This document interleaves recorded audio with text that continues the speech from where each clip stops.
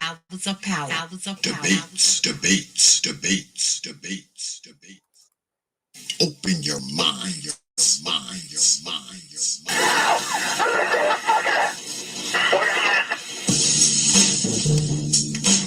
Hours of power. Hours of power.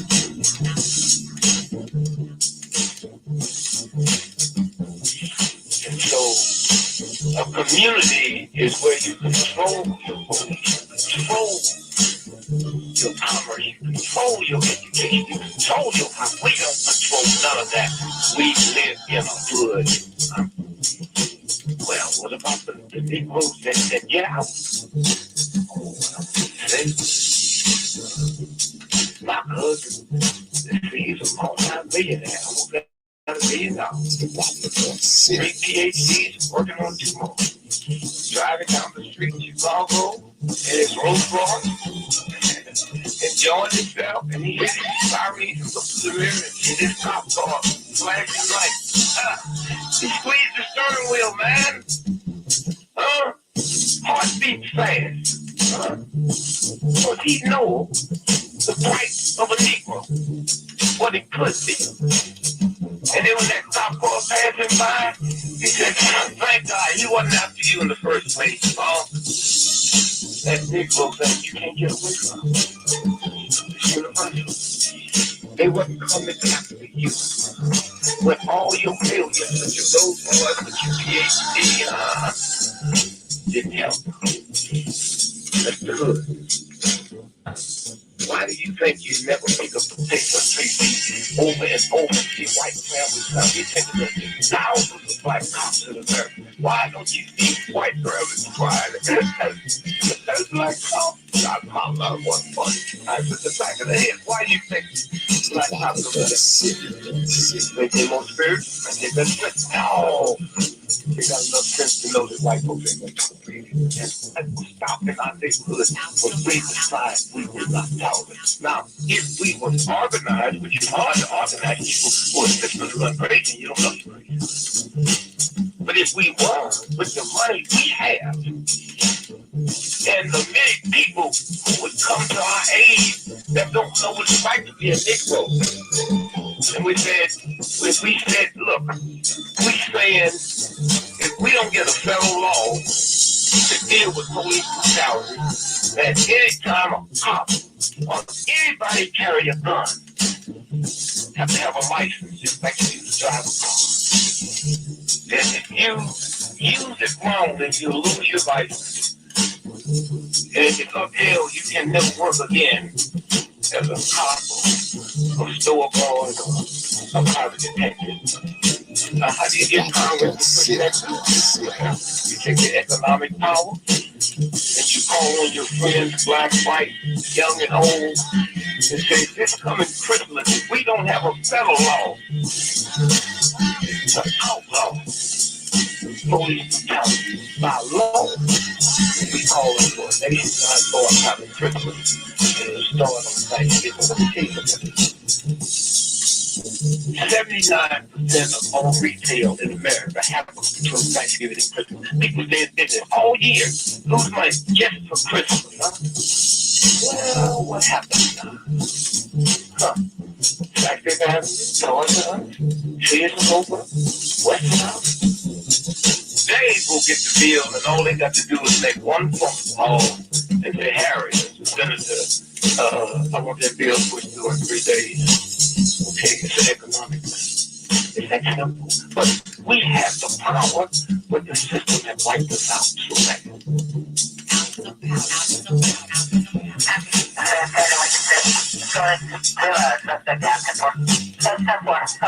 The officer's code for one suspect that's been shot. Open your mind, your mind, your mind. And we are back. Peace, folks, and welcome back to another edition of the Popular Thought Series right here on the old T.P.O.T. YouTube page. I'm your host, X, of course, but you knew that already. That's why your black ass is here. Tonight, we had to do some shuffling around, y'all, because y'all know my man, Brother Supreme, was supposed to be debating tonight, but some shit came up But luckily, Brother Fantastic was willing to sub in for Brother Supreme. So the debate is still going to go on, folks. Yeah, Brother Fantastic decided to sub in for Brother Supreme. That is greatly appreciated. I appreciate that shit, cause I didn't know what I was gonna do. But welcome back to the Popular Thought Series, Hours of Power debates. Tonight we'll be debating whether or not Mr. Fountain was right. By now, y'all already are aware of Mr. Fountain and his article and his obvious bug that he has up his butt cheeks for the brothers on YouTube. And by now, y'all are all familiar with his article. So tonight, we are going to debate whether or not he was right. So tonight, we're going to have Brother Action Potential throwing down versus Brother Fantastic. Now, of course, Brother Fantastic thinks he was wrong, but Brother Action Potential thinks he was right. So we're going to find out. We're going to debate it tonight. But before we get started, folks, as always, you know I got to start the show with thanking you good folks, man, for, the way you support this platform, man, with your subscriptions, your views, your shares, your likes, and of course your hard-earned coins. It is greatly appreciated. Because like I always say, man, you don't have to. You don't have to watch these goddamn streams. You don't have to share these videos, like them. You don't have to hit me up in my email and give me suggestions and all that kind of stuff. You definitely don't have to drop your damn money. But you choose to do so. And it's appreciated, man. I mean, it's magnificent, man, the way y'all support this platform, man. I get cash apps and shit, man, even when I'm not on, from brothers, where brothers just hit me up on the strength, man, just because and shit. And you can't beat that shit, man. You can't beat, some of these brothers, man, who look out for you, man. I got a lot of brothers who look out for me that I'm aligned with, man. And I just want to thank y'all, man, for supporting me, for supporting this platform, man, for supporting this channel and supporting what we can do up here, and I'm thankful, I'm honored, I'm appreciative, man. And I thank all of y'all, man. I do. I mean, I appreciate all of y'all, man, and everything y'all do. I don't do it to kiss your black butts, because by now y'all know I don't kiss no butts, but I do it because I sincerely mean it. And I sincerely thank y'all, man. I do. All right. So we're going to get at it. But before we get started, y'all know we always got to do this. This has become part of the show. And we're adding a new element. All right. Brother Ramil Amir gave this suggestion to me. He said I should go ahead and add this because we've been doing it the last few debates. We're going to go ahead and do a poll of the debate after the debate is over, folks. At the end, we're going to do a poll and see who won. We used to didn't do that, but now that's what we're going to do. But before we get started, as always, I got to lay down some ground rules for the chat. Y'all already know I don't tolerate no disrespect in my chat. My bot will be watching you. And of course, if you say something crazy, you'll get one word out before.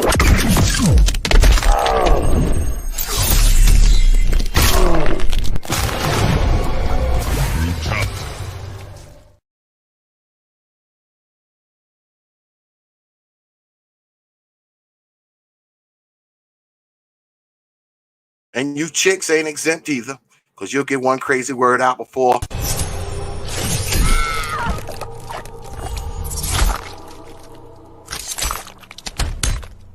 Fatality.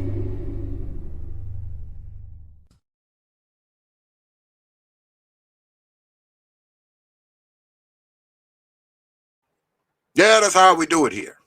Yeah, that's how we do it. And of course, I got this here. I like to refer to as the old T.P.O.T. Respectable, making sure my chat room stays respectable. Oh yeah, he's watching you Negroes. He's going up and down, and he'll be checking that chat room all night. So be careful what you're right, because the old T.P.O.T. Respect.They will be watching.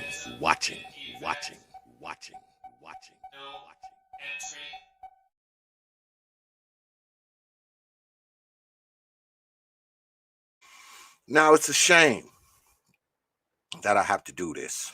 You know, I have to put these bullshit ass things up here for folks, man. It's really a shame that I have to do this. But I have to because you know, sometimes folks don't know how to act. And we're running the program a different way nowadays. So this is what's going on. Now I see my debate. I see one of my debaters down there. I see my timekeeper down there, but I'm missing a debater. What the hell is going on? What is going on? I am missing one of my debaters. What is going on right now? Hold on a second, y'all. Let me hit him up right quick.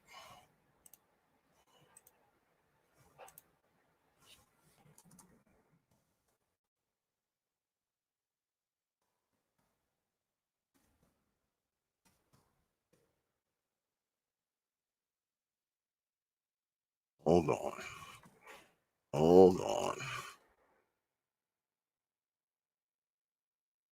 See what the hell going on.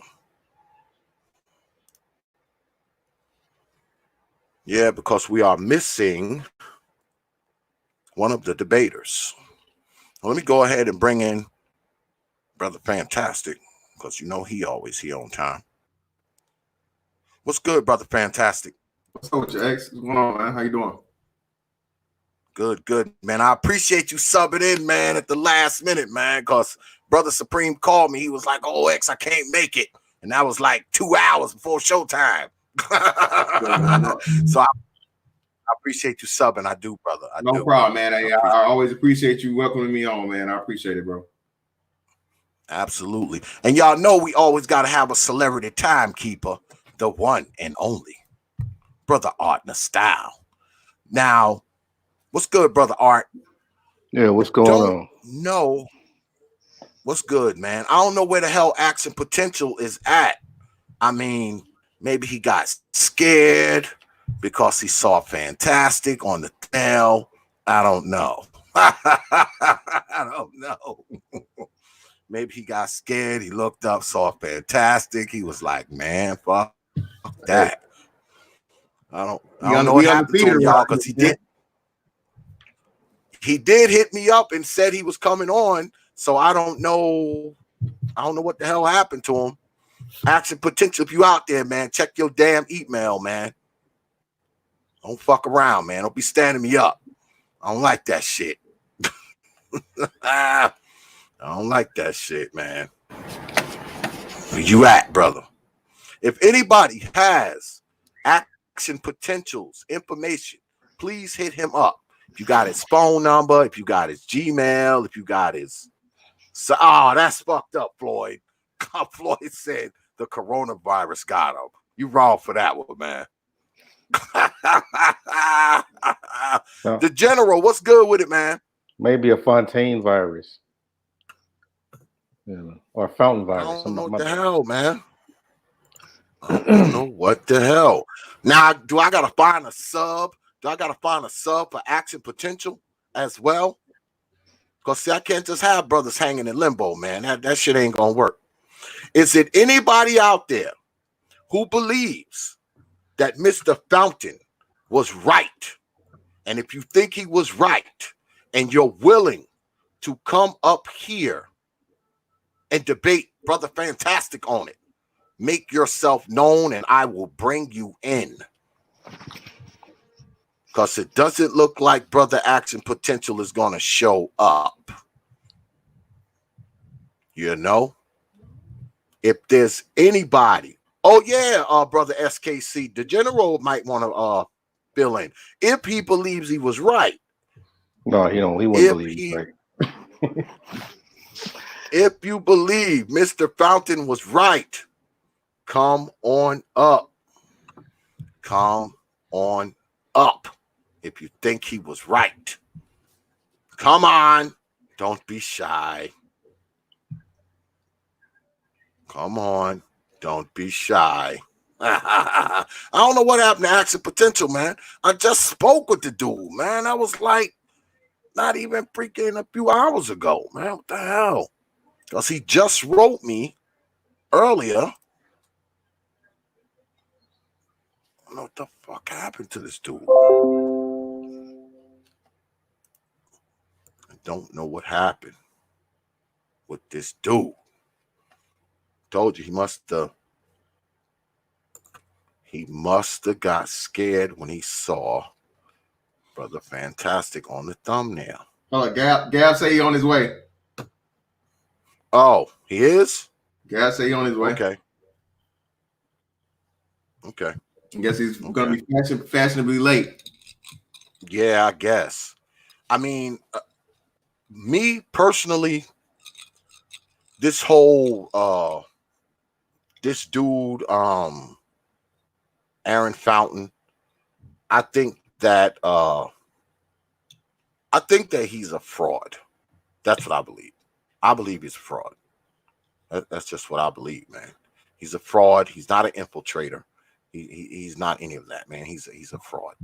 He's fraudulent, and he's freaking you know, if you're gonna come at people, man, and then you got people wanting to sit down and discuss these things with you, man, the least you can do is, you know, come through. Because everybody knows by now that I did hit him up, because a lot of people, like 5-6 people, asked me to hit him up about a debate, and I did. You know, I did hit him up, and he declined, y'all. He didn't want to come up here and debate nothing.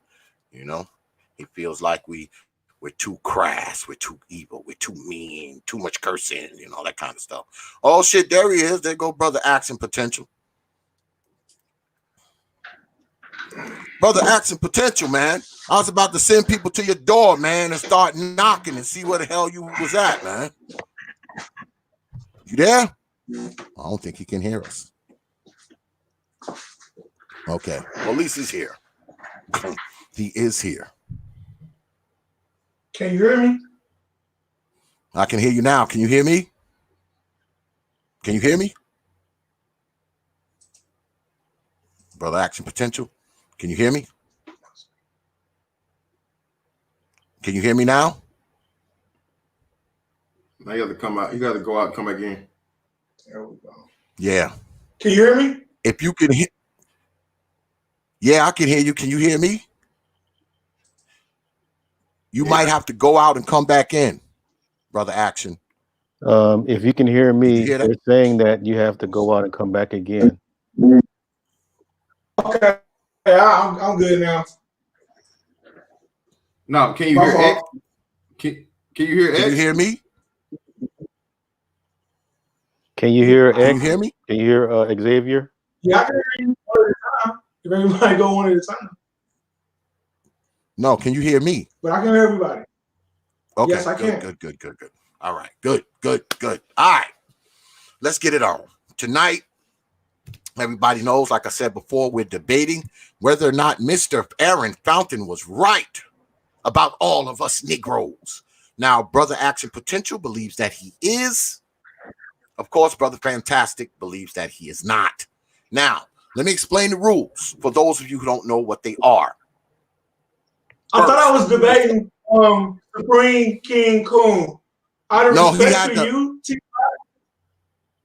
out of respect for you, I'm gonna do it, but I typically avoid Mr. Fantastic intentionally, but I'll entertain him.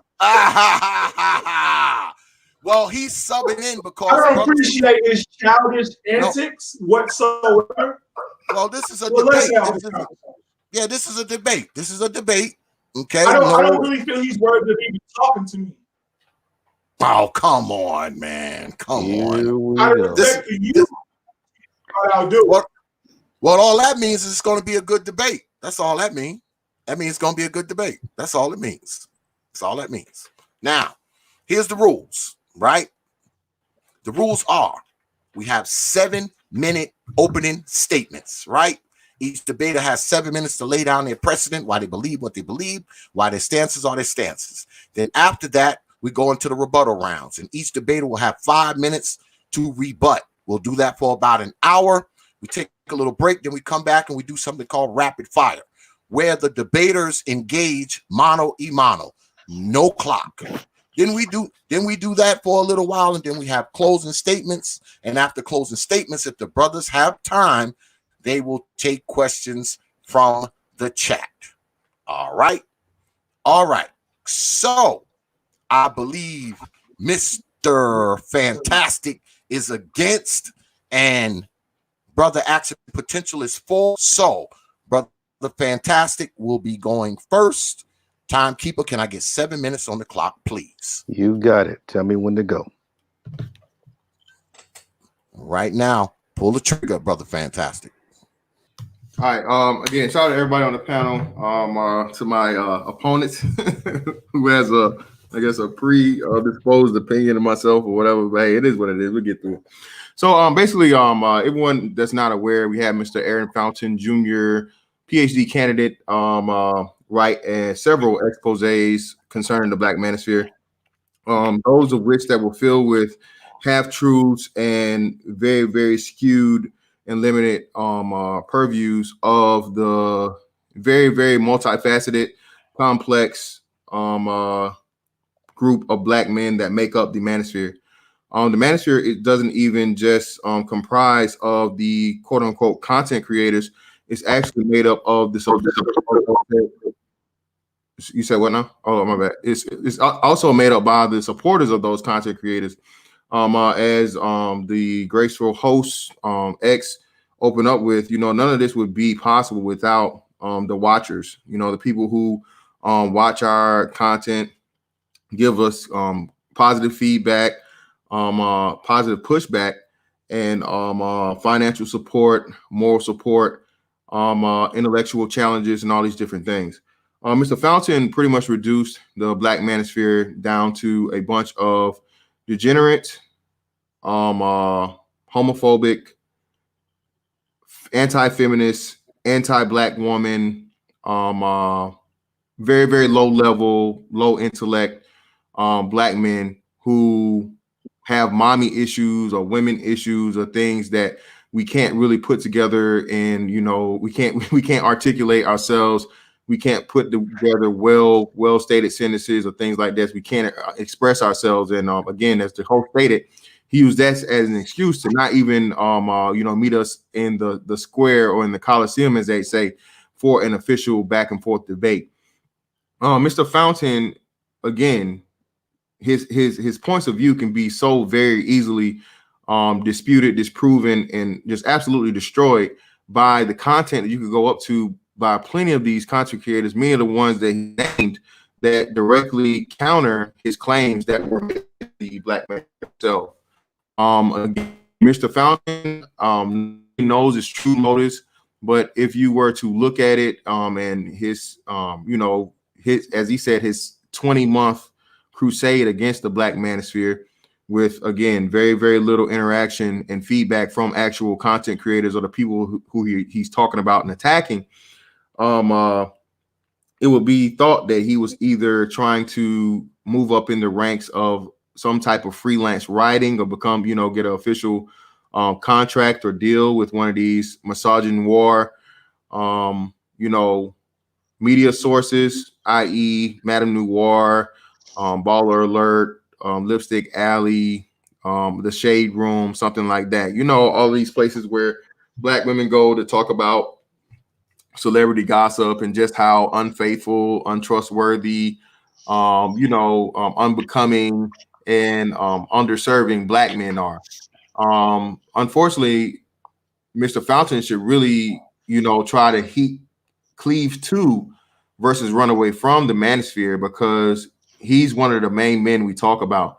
He's a obvious sufferer of the gynocracy and the matriarchy in his way of thinking. And shout out to Obsidian, who pointed out his own personal story, horror story of being raised by a Black single mother in which he stated himself that he had to attend 5 different high schools, you know, just from his freshman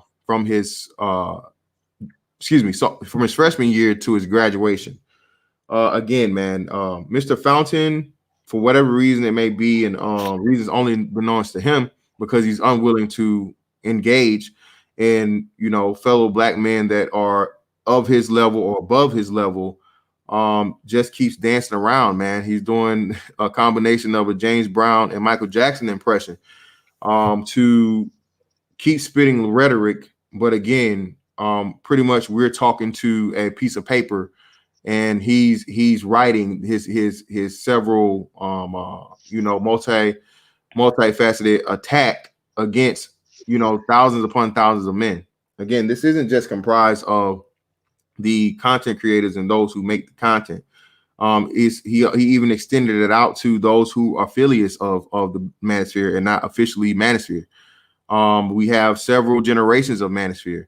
We have, again, several different subject matters that different members of the Manosphere take care of. Shout out to the Black Brain Trust. They were put on this quote unquote hit list. The Black Brain Trust are premier content creators when it comes to tech, when it comes to economics, when it comes to even things from, you know, entertainment, such as cars, the, you know, car enthusiasts.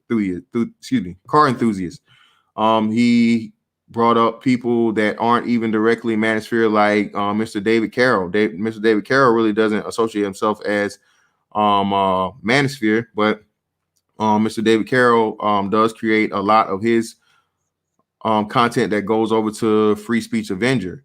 So again, it just seems like he took the double barrel shotgun approach and sprayed any and every black man that he could see in sight, because he wasn't skilled enough to take. You have 1 minute. Okay, he wasn't skilled enough to take the sniper route, and especially over a 20-month period, and individually pick apart each person's rhetoric, or each, which he likes to call it.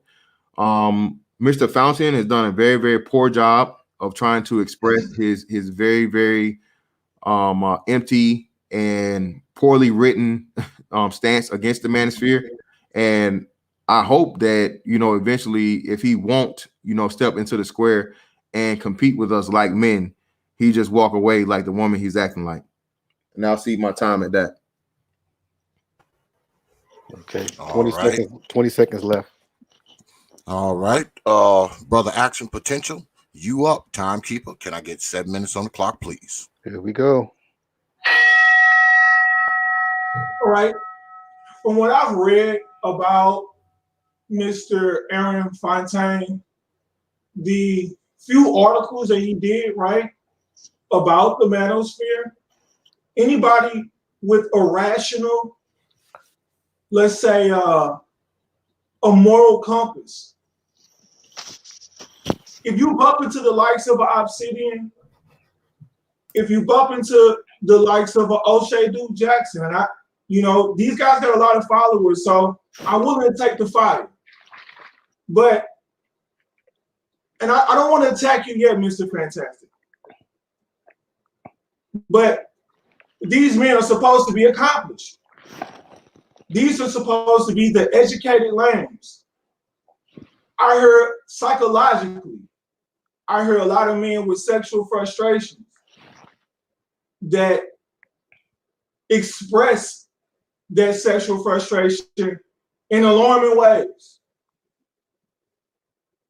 There's no way that any respectable father of any genetic background would be comfortable with the way the people in the Black Manosphere speak. So by saying that you're misogynistic, all we have to do is just replay the videos. When you put yourself under an umbrella, you got to wear that. We've heard language that I want to see these women suffer. Total strangers. That's not rational leadership, man. I've heard men say things of the likes that, you know, though I have some hard line stance, that I share some of the sentiments of some of these gentlemen, but they go overboard. All right, these are supposed to be degree men, military personnel, active military personnel, and the way that they talk about women is coming from a place of personal disdain. And you got to be men enough to just admit that. You know, we lose in certain aspects of life, and instead of expressing it, and to say that the men in the manosphere don't know how to express it with a little more PC is bullshit. They'll tell street dudes, "Oh, look at the way he talk," and so on and so forth. But when we listen to the way they talk about women, you know, don't use that political correctness with me in regards to the way I speak. But then when we talk about your relationship with women, I heard a lot of extremism, especially when we talk about from colorism to featureism, when we all know that male and female relation is absolute preference. We're all gonna like different things. So that's how you know it's coming from a vengeful place. Because what one man may say is attractive, another man may totally disagree. But we'll see people sizing up women, okay? And to a degree, the entire Black manosphere is a way for men to vent that frustration. It's just they're doing it in a way that's antagonistic that would make any rational human being say, whoa, something ain't right about this Black manosphere thing. And it's directed toward Black women specifically. Now, when we read about Mr. Aaron Fontaine, I read an article where he highlighted the fact that Indian men don't like the fact that their women are going outside of their genetic group, as well as different Asian cultures. I think he called it a habit or something. I would have to go over what I read. But there seems to be some type of language that they use in Asian cultures to say, you got a white side with you. The same men in the manosphere will criticize me for saying, look, I don't want to mess with a white woman. I like to keep my joint chocolate. I want to preserve my genetic group. I'll be called all kind of names. I'll be laughed off the panel because I want to preserve my genetic group. But when an Asian does it, they just kind of bypass all that. We're going to ignore that. But in reality, those Asian men don't want you with those Asian women. Wink, wink, Supreme Court. Wink, wink. They really don't want you with their women. They'll tolerate it the same way Black men. We really don't give a fuck who Black women date. We'll tolerate it. I, for one, I don't favor it, but I'm not against it. And a lot of Asian men have the same sentiment. So it's not this free-for-all where foreigners are welcoming Black men. We don't have this grade A reputation that the manosphere tries to portray. Being a veteran, I served in Sasebo, Japan. I'm a BU. When I left, I'll let you figure that out. We wasn't really received as well as some people try to make it seem on the Black manosphere. Yes, there are certain men that are favored by foreign women, but it's not like this big thing where Black men are just celebrated all across the world. Yes, we do have favoritism in 1 minute places, but Mr. Aaron Fontaine is right about the misogyny. It is a direct hatred toward Black women, and it's coming from your rhetoric. And y'all being intelligent men, you know how to use your verbiage a little bit different. I yield my time. Okay, that's 30 seconds. All right. 5 minutes on the clock, please. Timekeeper. Brother, Okay. fantastic. You're up. 5 minutes coming up. Here we go. All righty. First off, I don't think we wear umbrellas. You use umbrellas, you don't wear them. Secondly, misogyny is very, very subjective. Certain feminists don't all believe in the same things. You talk to some feminists that are all out for abortion and women's right to choose, and you have some feminists that disagree with the right to choose, and they're pro-life, as one would say. As far as the rhetoric goes, against black women and harsh words being against black women, I think you're going to lose on that one, due to the fact that here in the Black manosphere, we're a very, very small community, very, very small amount of people. And the few words that we do say concerning black women could never be as harsh as one would hear in rap music, which I think netted somewhere over, what do they say, billions, and they're projected to hit 131 billion by 2030. I put my source in the chat.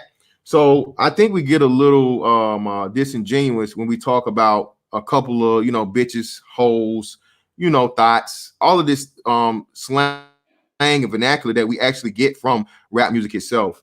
And as far as we go into my brother Supreme King Kun and his personal choice on women, I'm really not sure what it has to do with debate. This debate is about Mr. Aaron Fountain and his his assessment of the Black manosphere. He didn't really get into the minutia of manosphere subjects, but I'm glad you did, because again, you're helping me by showing the very complex subjects that we have to get into as black men in the Black manosphere. See, it's quite all right for a black woman to swirl, as they say, or date outside the race. Everyone is very hush hush about it, but somehow when a black man chooses to do the same, and that black man establishes himself, his home, his wife, his children, his family, everyone has this great opinion and pushback for it. But let me get back on topic as far as where we are at hand. As far as Mr. Fountain goes, again, and the Black manosphere, the Black manosphere is what you, sir, I've even heard you say for whatever your contentions are with me. So have some harsh words. So you're kind of contradicting yourself if you're going to be against the harsh word against women, when you and me in the like were involved, with a certain female personality here that was claiming to be black, but indeed she's not black. She would be considered non-ADOS. Okay, so again, if we go by your claims and Mr. Fountain's claim, one could use that as a misogynistic point of view, because why? We're simply disagreeing with and challenging the ideology of a black woman. And this is what makes the Black manosphere so important. For so many years and for so long, the black man has been silenced. He's been shunned. He's not been allowed to have a voice and speak his mind. And the great thing about the manosphere is not only do you have one man speaking his mind, you have hundreds and thousands of black men that bring so many different life experiences, forms of expertise, job experiences, educational experiences. We have everything from the guy that's thinking about going into higher education to someone that's just a tenured professor, such as the esteemed Dr. T.S. Johnson, that constantly and regularly contributes to the Black manosphere. So again, sir, who again, Mr. Fountain has yet to directly address, even though that's someone who's already at the level he purports himself to try to be getting to.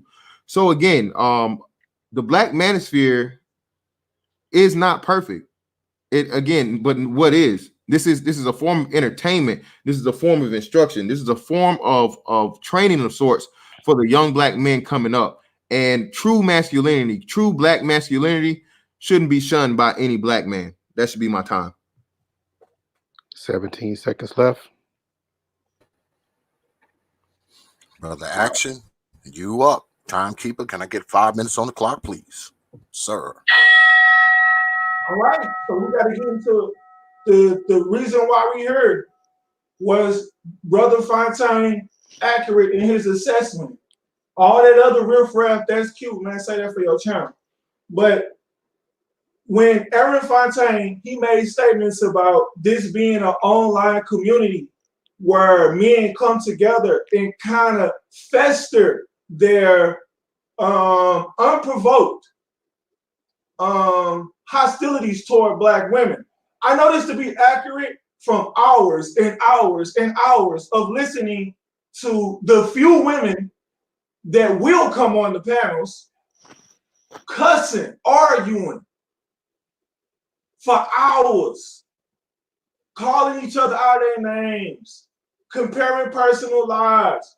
This isn't an area where people are actually trying to discuss the ills of Black men and women, even though they kind of purport themselves to want to have a discussion. When you corner certain men in a Black manosphere, they'll hide behind the guise of, oh, this is just entertainment. We're just having fun. See, that's the mask that they use to be able to throw their vitriol out there. They want to be able to hide behind the computer screen. And I assume that's what Aaron Fountain is bringing to light. There's some of that anguish that these men are exhibiting in the chat section and on these live streams, that eventually that psychological influence, you start to reenact that in society. Because you're spending hours and hours and hours cussing women out, arguing about what you don't like about a woman. Now, we all know the human mind is only going to react to what it's constantly thinking about. I'm studying to be a nurse, so my mind is constantly thinking about the human body, diseases, the anatomy. So when you constantly spending hours and hours and hours on men, cussing women out, arguing with other men about specifically Black women, okay, when you say I use harsh language, and I hate these back and forths, but you love it. I don't know why, but that's your problem. You said something about I use harsh language. I'm not with the manosphere. I don't represent any corporation. Now, in an event that I did, I would probably conduct myself differently. But the manosphere, the Black manosphere, wanted this attention. You've been seeking this attention. Now you got the attention that you're looking for, except that people are listening to your rhetoric and you're getting pushback now, some serious pushback, because this man has ties to, I think, the Wall Street Journal.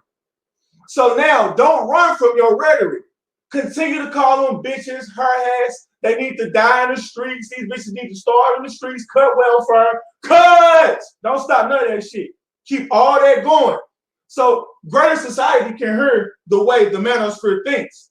So now it won't be a small community of a couple hundred people who will be a part of your echo chamber.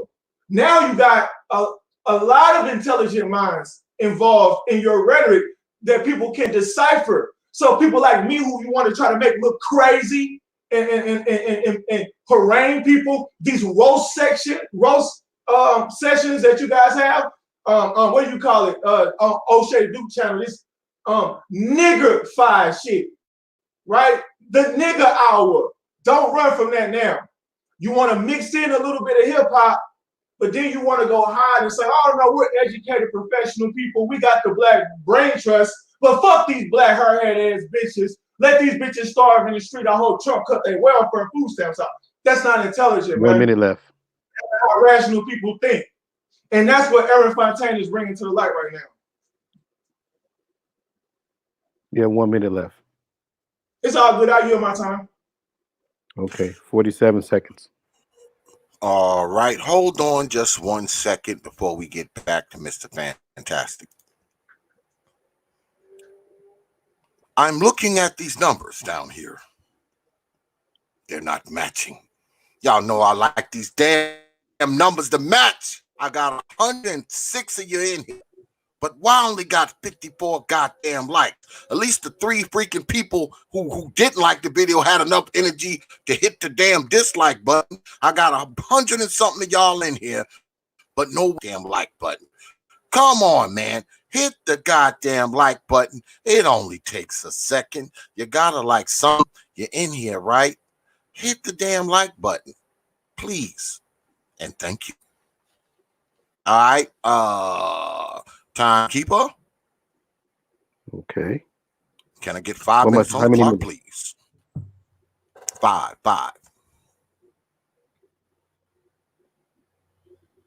Brother Fantastic, you up.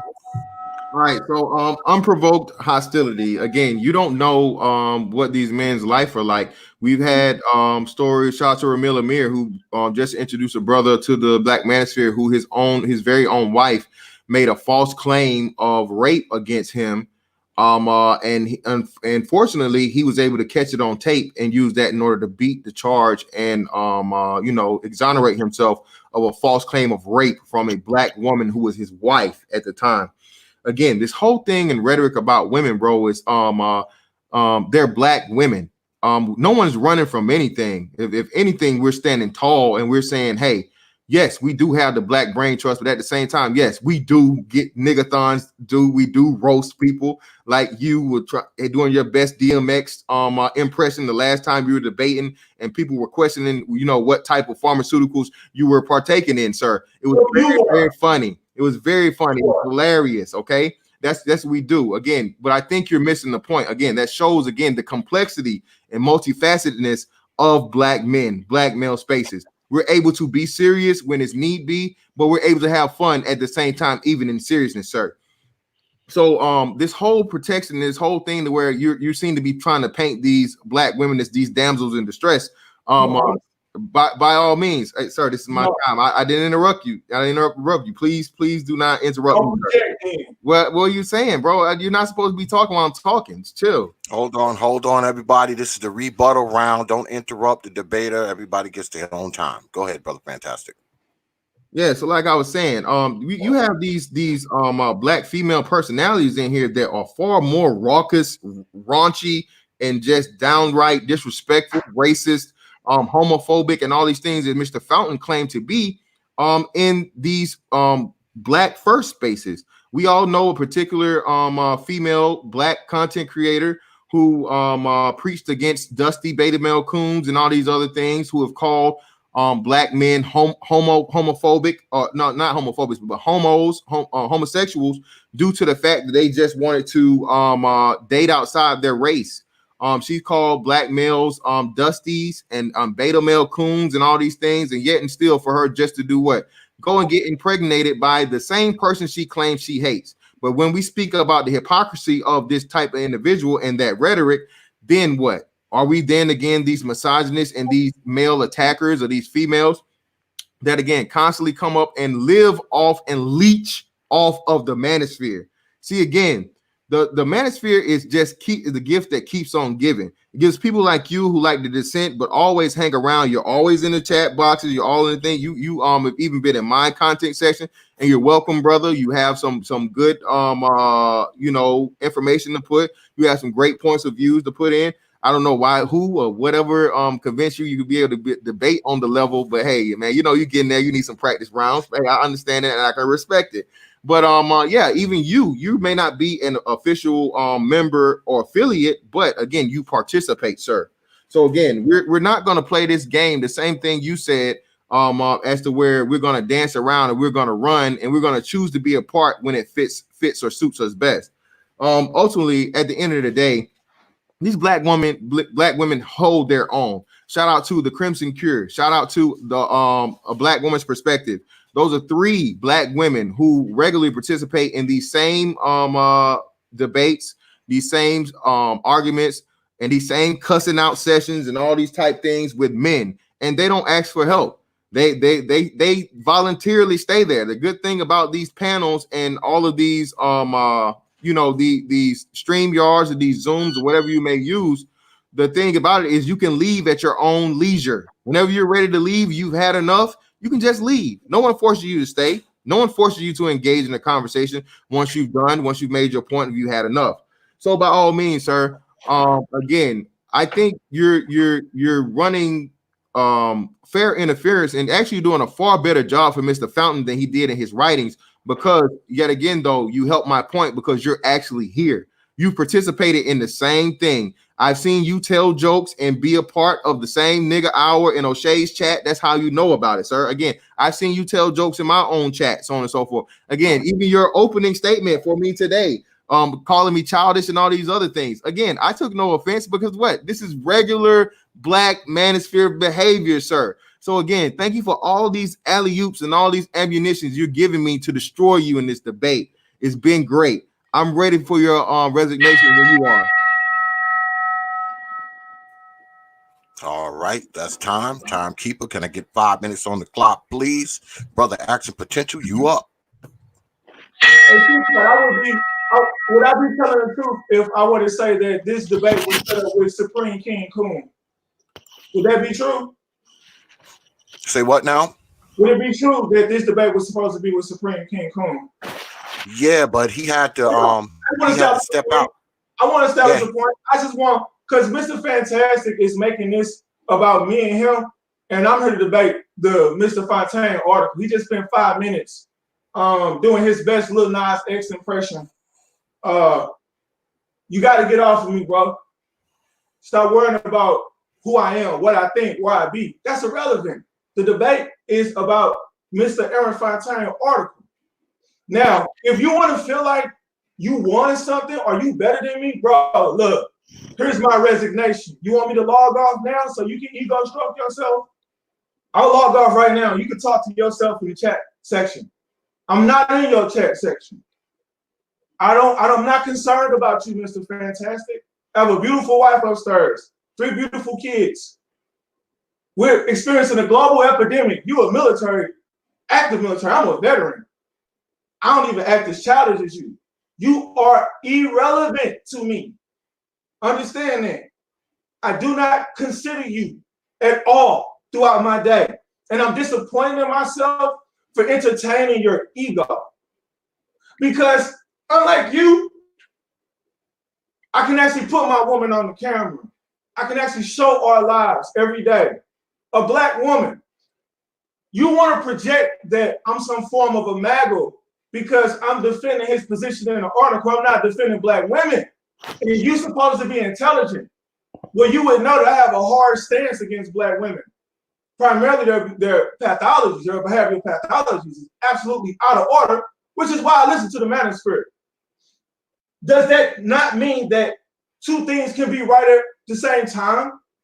Can Mr. Aaron Fontaine be right at the same time, while at the same time the manosphere being right about black women?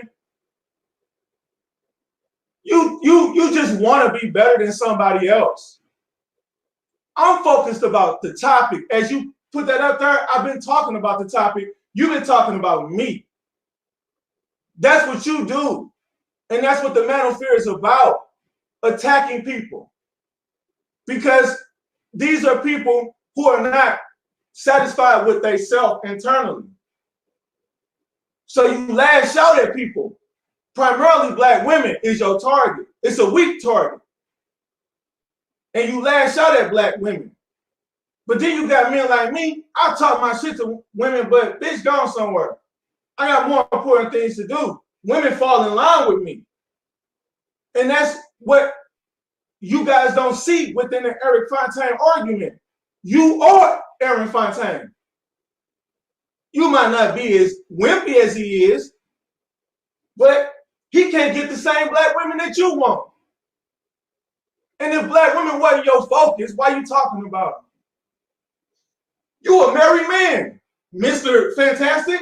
What you doing on the internet fraternizing with women in a whole nother country?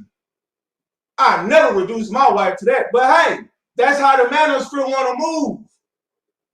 They want to be polygyny. They want to have several women, but want to still have the respect of a traditional man. You want to fuck a whole lot of hoes when you young, but then think that somehow when you get older, you a respectable husband.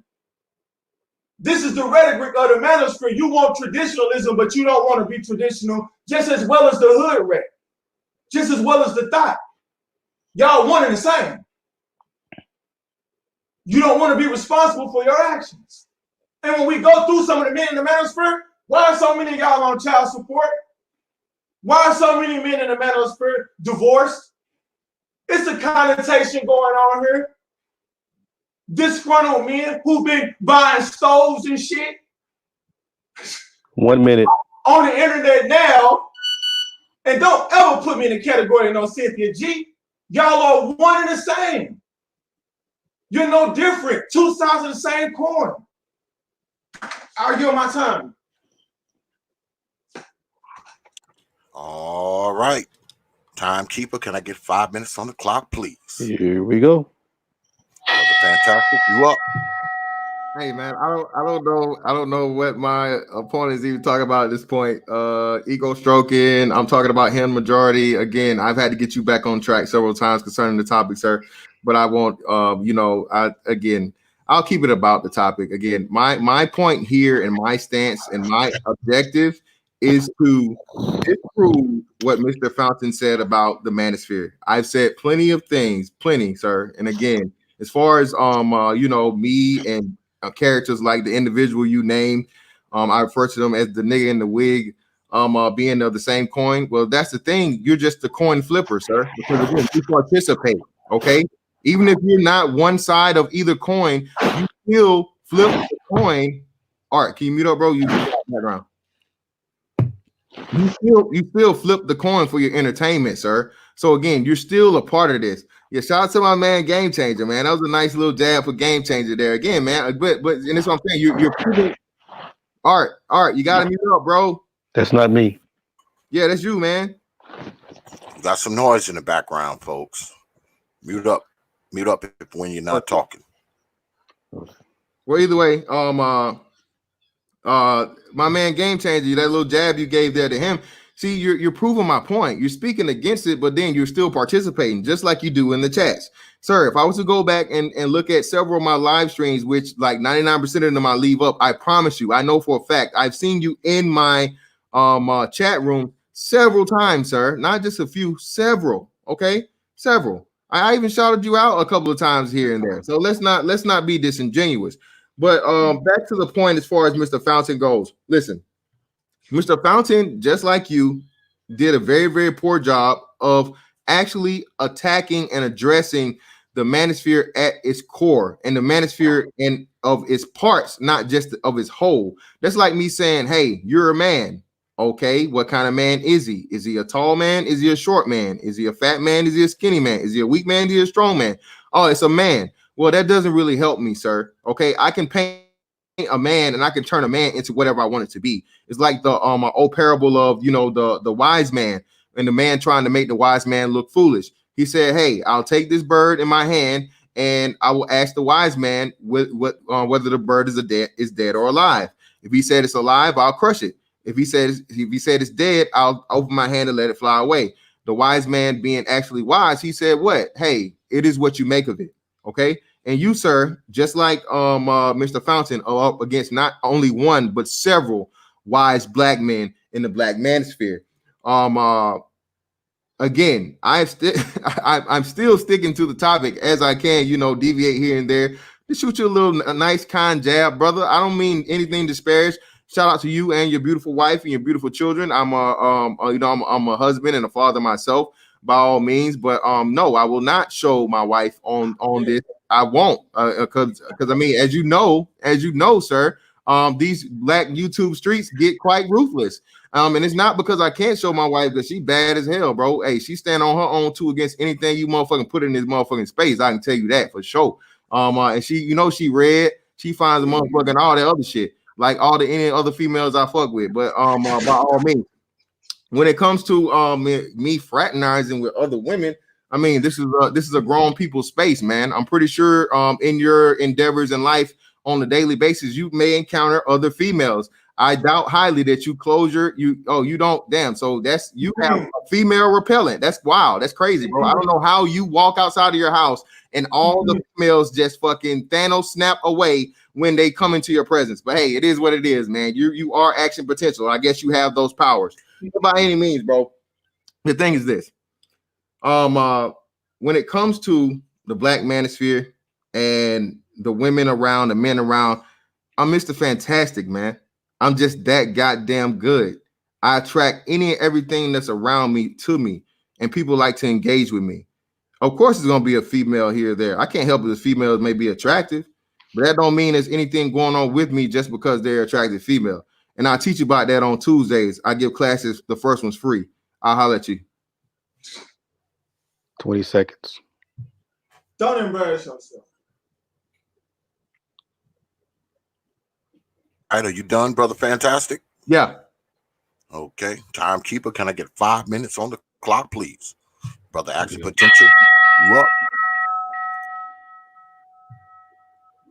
The debate is about the article.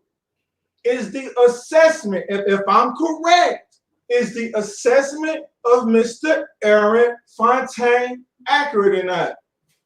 Maybe you haven't read enough articles that he's written about the manosphere.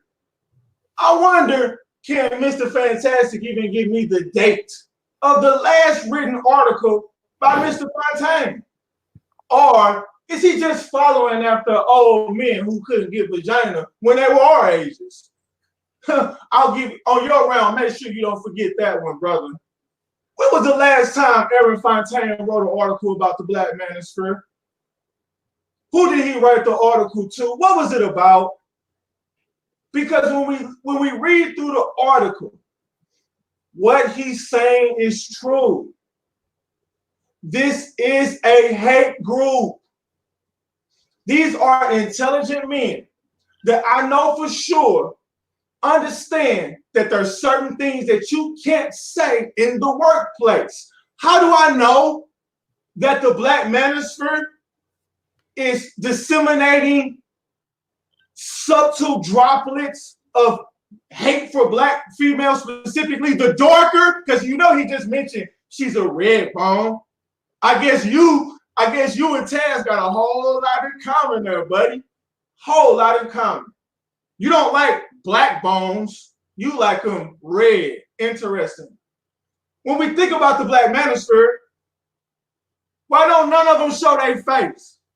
Is it because they know that the rhetoric that they're disseminating, it could be seen as, you know, if we put your face and your name and associate you with the Black manosphere, I wonder what I think you a chief petty officer. I wonder what your LPO would say about it. How would that make you look as a service member? How would we look at these so-called professionals in the manosphere if we put a name and a face to the things that you say on the internet? And if that's not true, why won't you show your face? I'm showing mine. I can tell the fuck I want, because I'm going to stand behind it. And I got years of professional relationships with people. Ain't nothing you can say on the internet going to come in the way of my personal impression on people or my money or my woman. It's nothing that any of y'all can say that's going to make me think any different about that woman. You can roast my woman all day long. Fucking notifications blowing my phone up. I'm still going to wake up in the morning in love with her. I question any man that's afraid to show his wife. You don't show your wife off? I guess that's how they do it in the manosphere. Just me taking a position that, yo, Aaron Fontaine, right? He even admitted himself. I watch the manosphere. I don't want to say I'm entertained because I don't like entertainment. I'm intellectually stimulated sometimes. Here lately, I don't watch y'all because y'all just roasting. Say that for MTV. Why don't you go audition for fucking Nick Cannon or something? I come here for intellectual conversation. That's what made me. How did I stumble upon Obsidian? He made a video about Roger Elliott, about incels. So when Aaron Fontaine in his article are associating y'all with incels, it's because people like your leader, Obsidian, is constantly talking about incels, promoting incels. He's promoting 1 minute. sex with robots. You got him on your video, a white man saying he's black, having sex with robots. But then in the same sense saying, let the women in the streets starve. At some point, you got to recognize that that's inhumane. That is a form of hatred. That you rather take care of a dog than a human. That's hatred.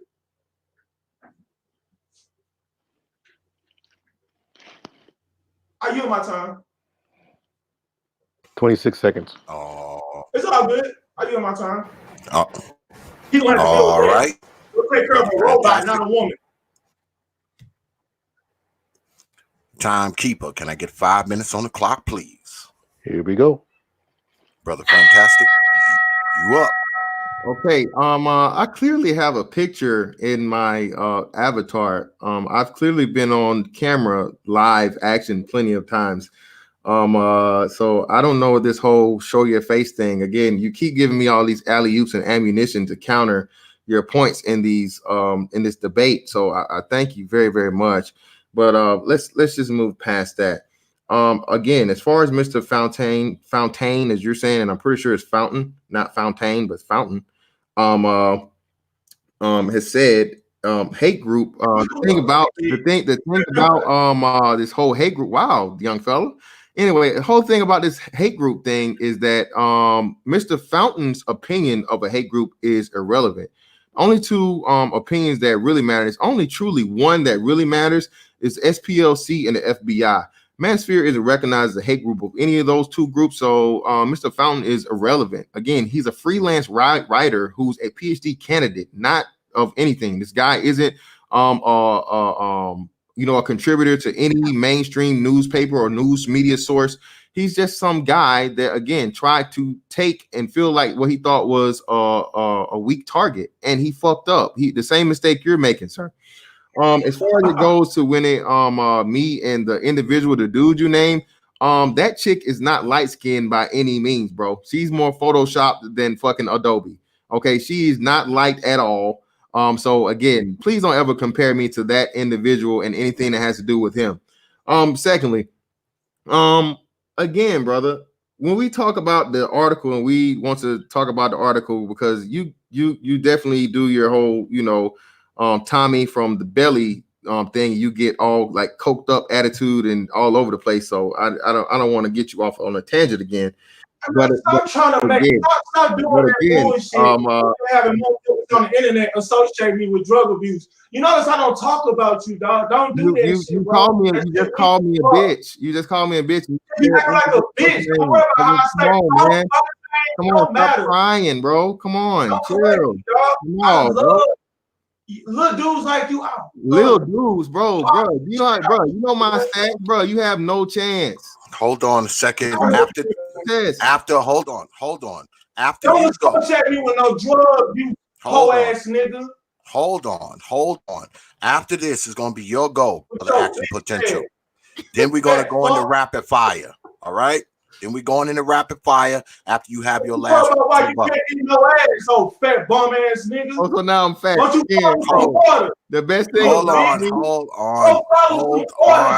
Hey, so I can do it like this. You gotta jump in there. So I'm with it. I can play it however. I'm sticking to the rules. I'm sticking to the rules. All your little bullshit. Hold on a second, bruh. I'm hold on a second. You're not gonna make fun of me. You have no chance. In real life, I'll beat your little bitch ass. Hold on a second. With your bitch ass, making no fuck ass jokes, nigga. In real life, your little bitch ass have to see about me. The problem is, nigga, I ain't on dope. How? Now what? Then you gonna have to really box a nigga like me, and you'll get fucked over, nigga. It wouldn't be nothing. It wouldn't be nothing. You see me. You see me. You know what it is. Man, little guy. You know what it is. Country bumpkin. Country bumpkin. Hold on. Your bitch ass. Now you want to physical. No, let's talk about that physical shit. Let's talk about that boxing shit, bro. Let's talk about that. Let's talk about that boxing shit. I don't like that whole ass nigga, dog. Whole ass niggas can't talk to me, dog. That's a whole ass nigga. Completely. And I don't like all that sneak this. Cause see, I got to deal with niggas on the internet saying, oh, he on drugs. Cause you got your little internet popularity. Let me tell you something, little bitch ass nigga. I'm popping in the streets, nigga. Oh, okay. So the street. Fuck that Hold on, shit. you was just a professional. Fuck Hold on, you the professional guy that's popping in the I'm street. popping in the streets, nigga. Hold up, you're Come to say, professional. look, Hold on, you're a Can we- professional. fuck all that. How you I a come to professional work popping in in the real street? life. We Navy men. I'm Navy. Who rock just like you, How nigga? are you a You professional know what it's popping in the about. streets, though, brother? You know what it's about. So fuck all the name calling. Be a man. Stop name calling. Stick How to the are topic, you bitch. a professional popping So in you the want to streets? pop? Email me. But fuck all that internet shit, dude. I don't do that pussy ass You shit. on the internet, bro. I can't get this shit over with, You nigga. I'm a on man. the internet. I got kids that girl. Y'all What nigga are gonna you play with talking me. about? Bro, you the one who comes in again. Play with me. Proving my point. Bro, you I'm fine. I'm a fucking man. as anybody. I'm a man, nigga. Bro, you ain't no You ain't gonna play with me on the internet shit, like nigga. a boy. You built like a motherfucking boy. I can see your Okay, nigga that's fine. cracking them ribs. Okay. You what? Dog. I'm cracking them ribs, I'm nigga. not gonna play with you. Chili, I'm not gonna play with you. baby back ribs. I want I my will go upstairs and play with my woman pussy. bruh. I'm telling you, I bro. don't You play the with one you who talk this physical shit, I don't bro. play with no You don't nigga. want to fuck with me on no physical shit. You a little nigga, all right? Now, since you want to talk that shit with your motherfucking bullshit ass chain on and your bathrobe, nigga, let's get into it. Again, if you want to talk about that physical shit to me, bro, you know what it is, bro. You're not built for this shit for me. I will fucking work you, nigga, in half. All right? I'm bitch pressing twice your weight, probably. You a light ass nigga, bro. You not fucking with me on no man shit. We get into this shit for real. I can do this motherfucking nigga shit, and I can do this motherfucking joke shit, and I can do this grown ass man shit. I'm a motherfucking man, nigga. You the one who came to me talking that fuck shit after you done shot me several times. After you shot me You're not even several supposed to be. nigga, I'm not even supposed to be debating you, dog. I don't want to talk to you. All that I shit. don't care about you. Me, I nigga. got a woman upstairs. I can go play with her pussy. Woman, nigga, stop talk. Hey, I got kids in the other room. I'll go play with them. I got a keyboard. What the I fuck? play with my keyboard. What woman got to do with this? I don't got no time to play with you, dude. Why you trying to bring your motherfucking woman into a man conversation, hoe ass nigga? Huh? What man does that? I'll go upstairs and play with my woman pussy. I don't play with grown men.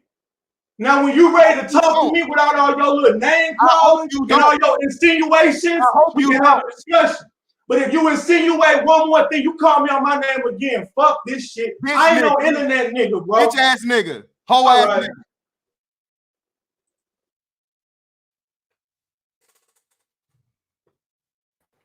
I win. All right. I don't know what happened.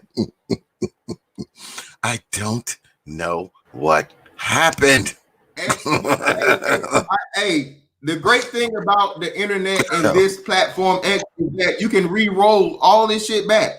You leave all of your content up, and you can re-roll the tape, and so on and so forth. You try to get the brother to come back. Hey, he didn't want to come back, and I warned him. I told him I kept it professional. I shoot you a jab here and there, so on and so forth, but it wasn't anything ad hominem or whatnot. So again, I do this shit, bro. Still undefeated, baby. The champ is here.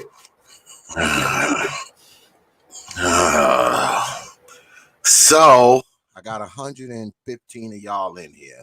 I guess we're gonna go ahead and do the poll. Brother Action Potential done bounced. So we're gonna go ahead and do the poll.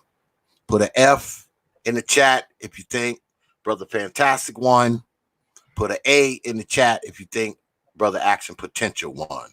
Because obviously the debate is over. Yeah. Oh God. You sure know how to pick them, don't you?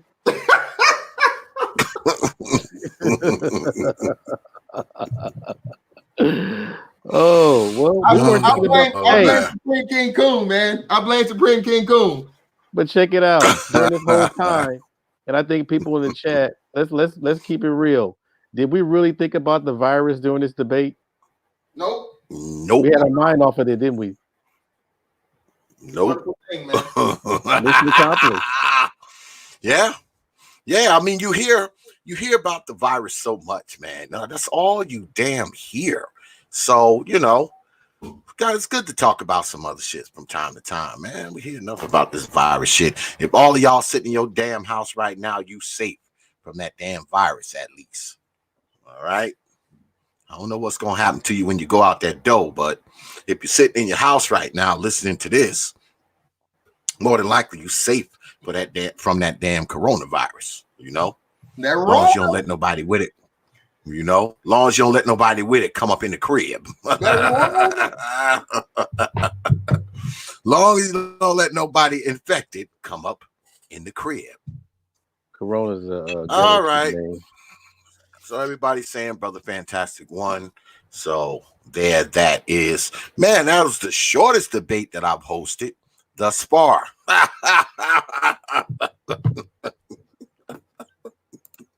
Jesus, medley. This is the shortest. Show my face, man. I don't know. I guess the picture wasn't good enough. You know what I mean? Shortest debate I've hosted thus far, man. Oh, Hey, boy. X, you should ask that Fountain or Fontaine dude to send a representative if he didn't want to come. Well, I did reach out to the brother, a few days ago because people asked me to. Like 5-6 people wrote me and asked me. They was like, "Yo, X, man, you should hit him up. See if you can get him on the debate." And at first, but I did decide to hit the brother up. I hit him up, and he respectfully declined. He said he didn't want to come up. He pointed me in the direction to his response to Brother Supreme King Coon. And according to the response, oh, hold up, Brother Supreme, I got you. According to his response, he don't want to come on any of these platforms because, we're too vulgar, we're too crass, we curse too much, we're too misogynistic, we're unprofessional, and, et cetera, et cetera. So, he has no interest in coming on any of our platforms, not even mine. And I wrote him and I told him, I was like, you call brothers out by name, and some brothers wanted me to hit you up to see if you was willing to come on and debate your stances. And he said no. So I told him, I said, hey, I had an interesting idea. Respect that. So because he mentioned Gab, LAR, and who was the other one?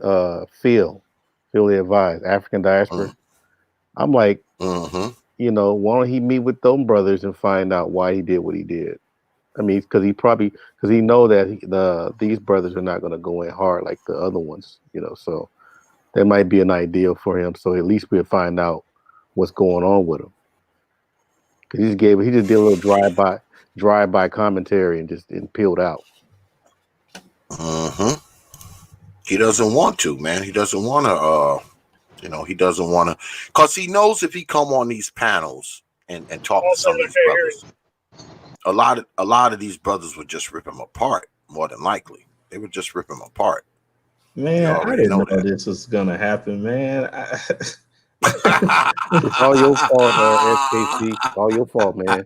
And I was sitting up here. I'm working on this website, and trying to get a few other things done for a client, man. And I'm listening in, and good grief, man, Fantastic. What you doing to people, man? I'm not you, man. He said I planned for Supreme King Coon. He had a he went all in, even though he talking about personal attacks and shit. He went all in about your wife, even though you weren't here. So I guess he had like a pre-scripted thing, man. He's a script guy. And I fucked the script up, man. You know what I'm saying? So he had pre-planned jokes and everything, but he didn't want me to give my off-the-cuff jokes. So you know what I mean? I don't know, man. Oh man, I mean, I don't have nothing again. I was against actual potential or anything. I was just interested in seeing how you all were going to defend the positions or whatnot.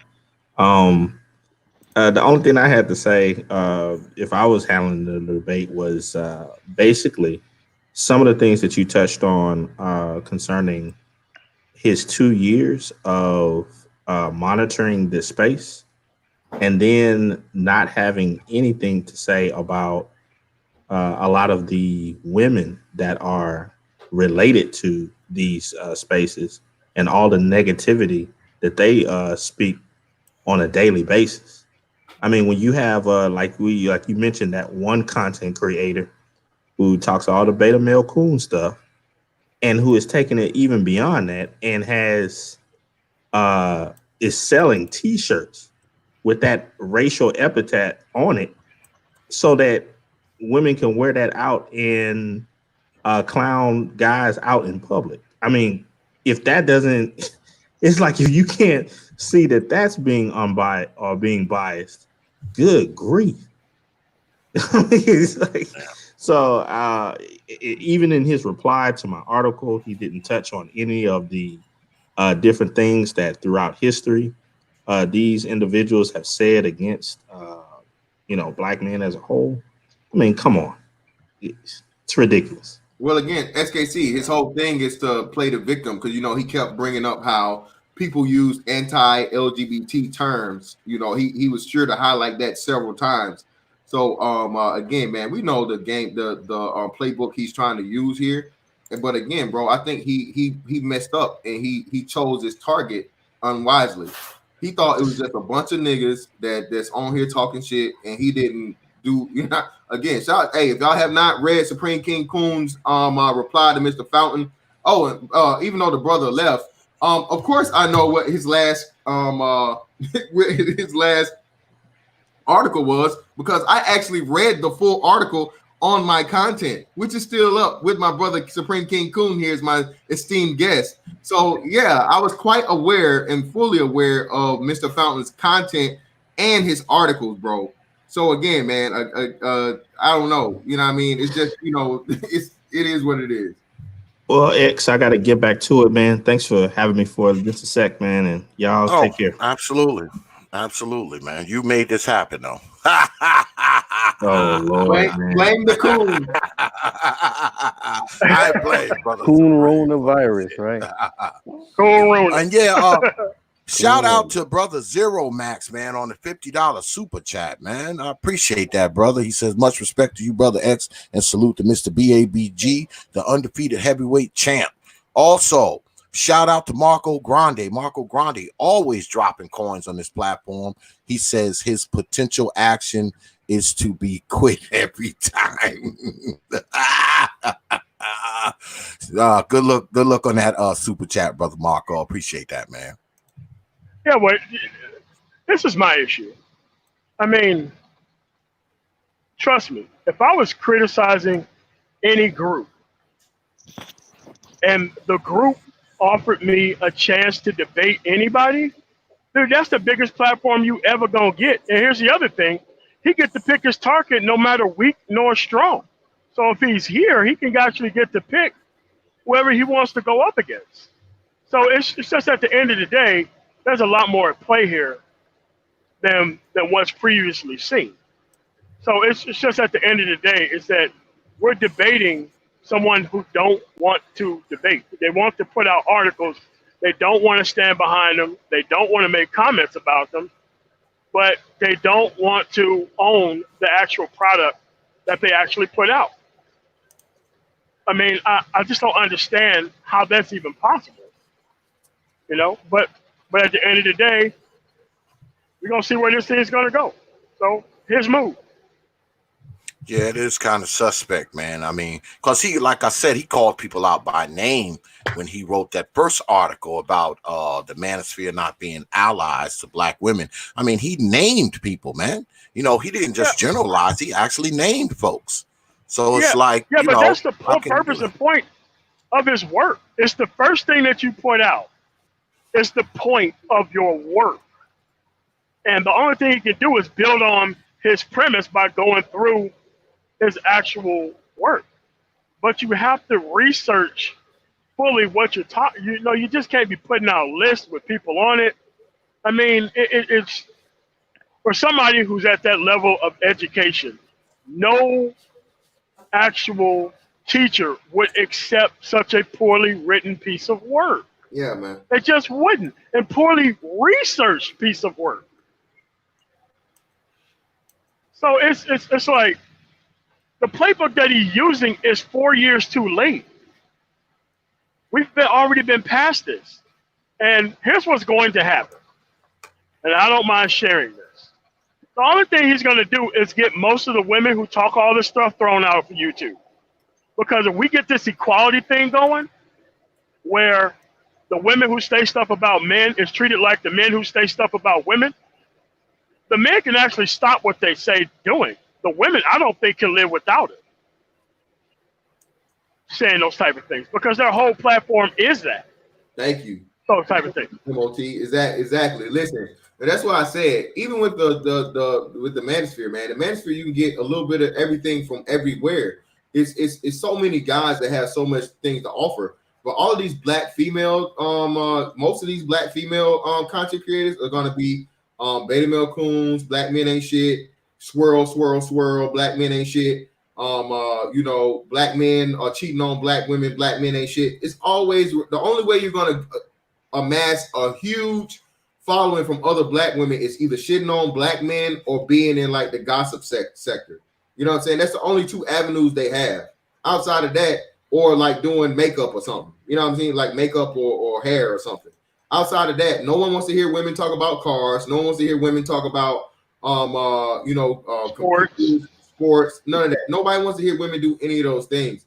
They're pretty much, locked into what they are. And for black women, the biggest money maker is going to be talking shit about black men. So by all means, like you said, bro, if they really wanted to play this game and we wanted to do this and say, hey, YouTube violation, racism, calling white people beasts and accusing all white people of bestiality and all this other shit, strike. If we wanted to calling black men homosexuals because they don't want to be with they don't want to be in a relationship with black men, strike. If we wanted to play that game tit for tat, man, like you said, we can play that game all day and win it. 7 out of 6 days, man. I mean, because like I said, other people have tried this. We got so many people in this space who still does it, and they're just relegated to their corner and their actual followers. So what he's doing isn't actually new. It's pretty old. And this is why he can't come and defend his actual arguments, because he'll probably get destroyed by most people who would even debate him on the topic.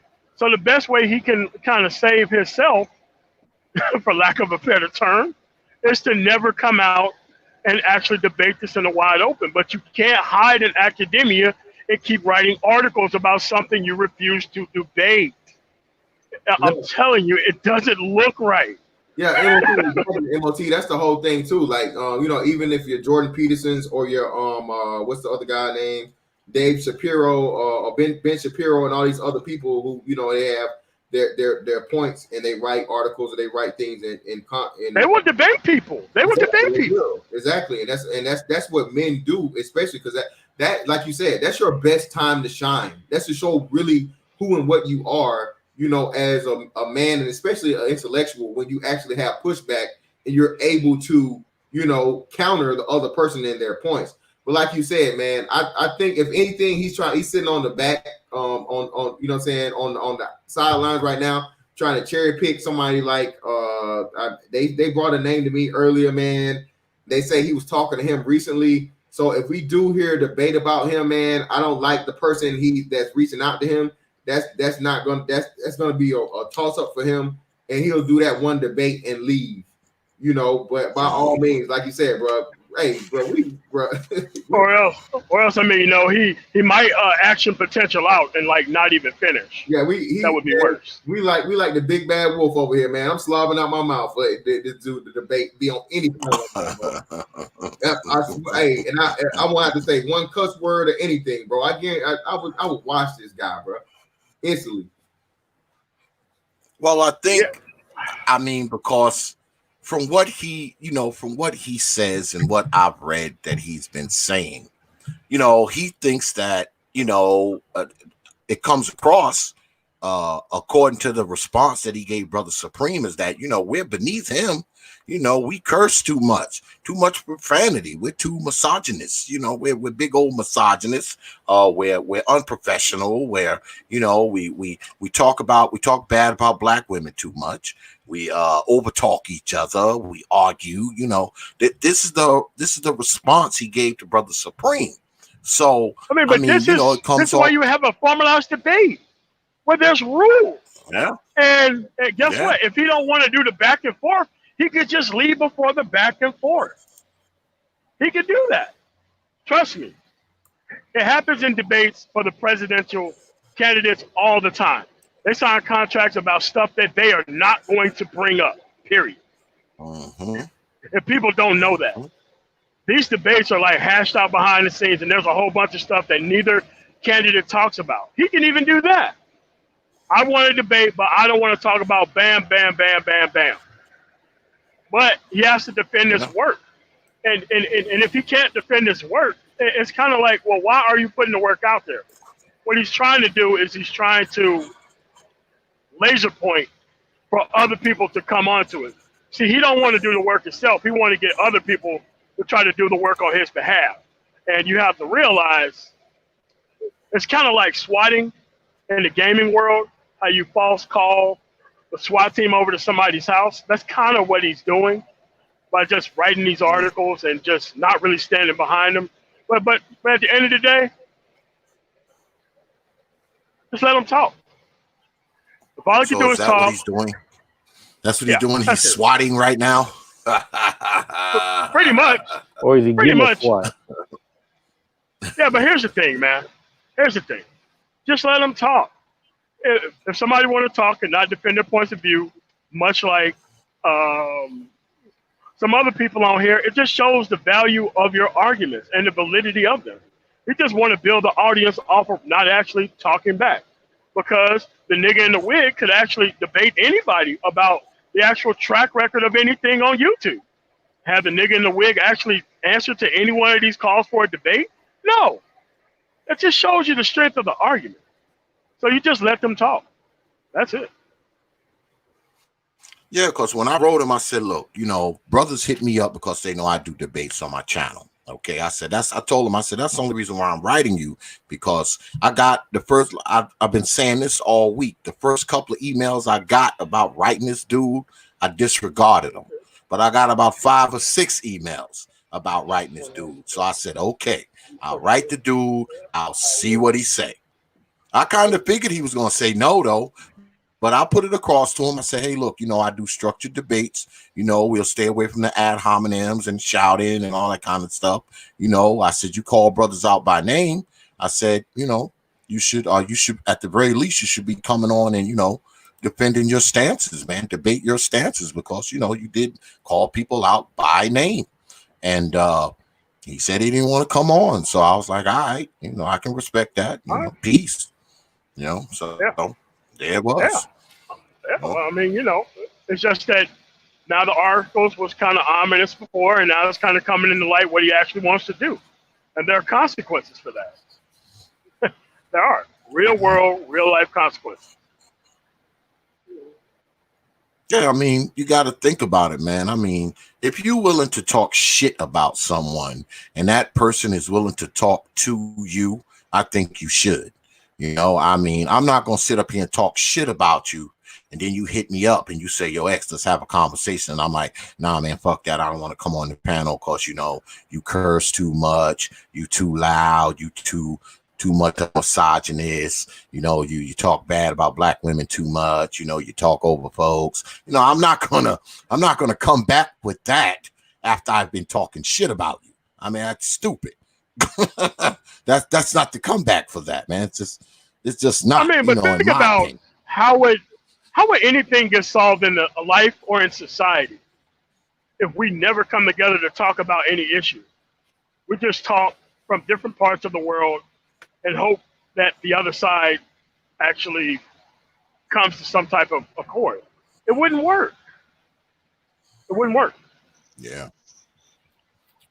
Yeah, man. I'm trying, y'all. I've been trying hard for the last almost week or so to get y'all a girl on girl debate. Oh, God. I've been trying, y'all, but it hasn't. I've been trying it for like 2 months. I've been trying to make it happen for like 2 months, but I can't make it happen. What would be your dream match? What would be your dream match? Far as yeah, what? 2 women debating on your channel Yes, from the manosphere. If you could have any two women debate, who would you have debate on your show? Who would I have debate? Well, I've been I can tell trying you for a mine. long time. I've been trying for a long time to get Cynthia G on here. She's willing to debate. I've thrown a lot of names at her, which I've said before. I've thrown a lot of names at her, but she's not, she didn't want to debate none of the people that I threw at her.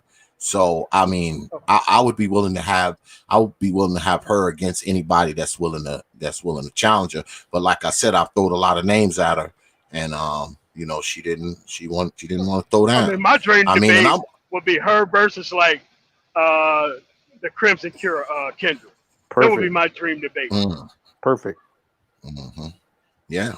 I mean, they more than welcome to hit me up. I say this all the time. If any of you ladies want to debate, hit me up. I'll set it up.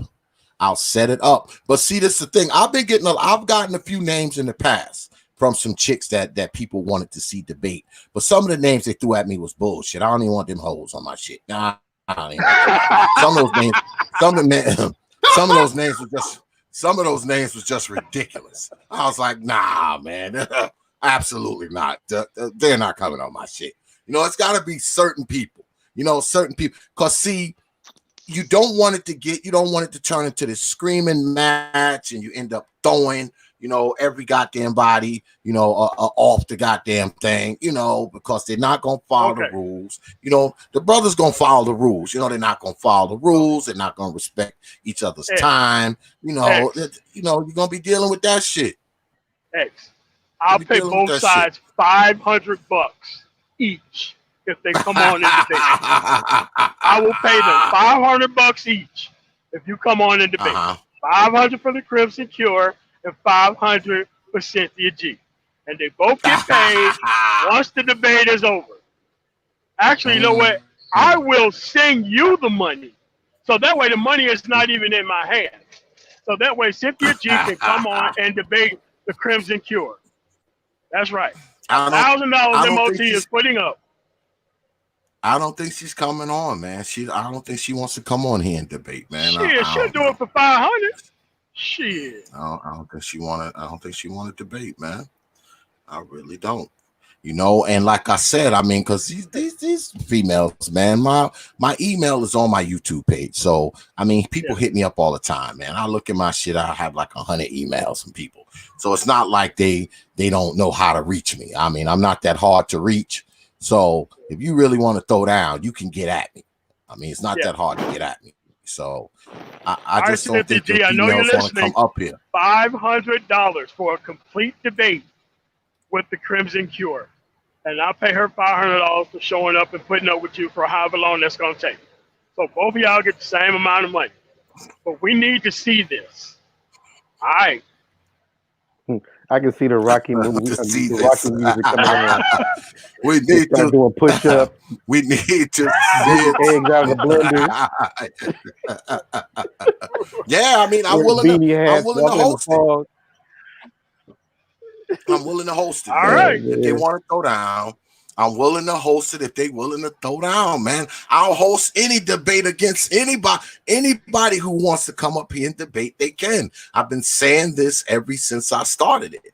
I mean, if you want to come up here and debate, and my platform's open for. We even doing them on Saturdays now. Look, today's Saturday. Yeah. So I mean, I did a debate last week on a Thursday. I had 2 debates back to back. I had a debate Wednesday and Thursday. So during this outbreak, they ain't got nothing else to do. Everybody's stuck at home. Hell no. They home. They home. They home. They home. They don't want to. Most black people ain't home. What? Shit. Most black people at work getting that overtime, man. Hold up a second. Stop the goddamn presses. Stop the goddamn presses. Hold up. Let me put this. What's good, brother Amiri? I see you up there, man. Hold up. Where we at here? Damn, I passed the shit. Let me put this on the big board. God damn it. Brother Action Potential said he wants to come back tonight. No, he said he'll come back. Something about we barking a lot or something. The shit passed. God damn it. Don't listen to crazy niggas, man.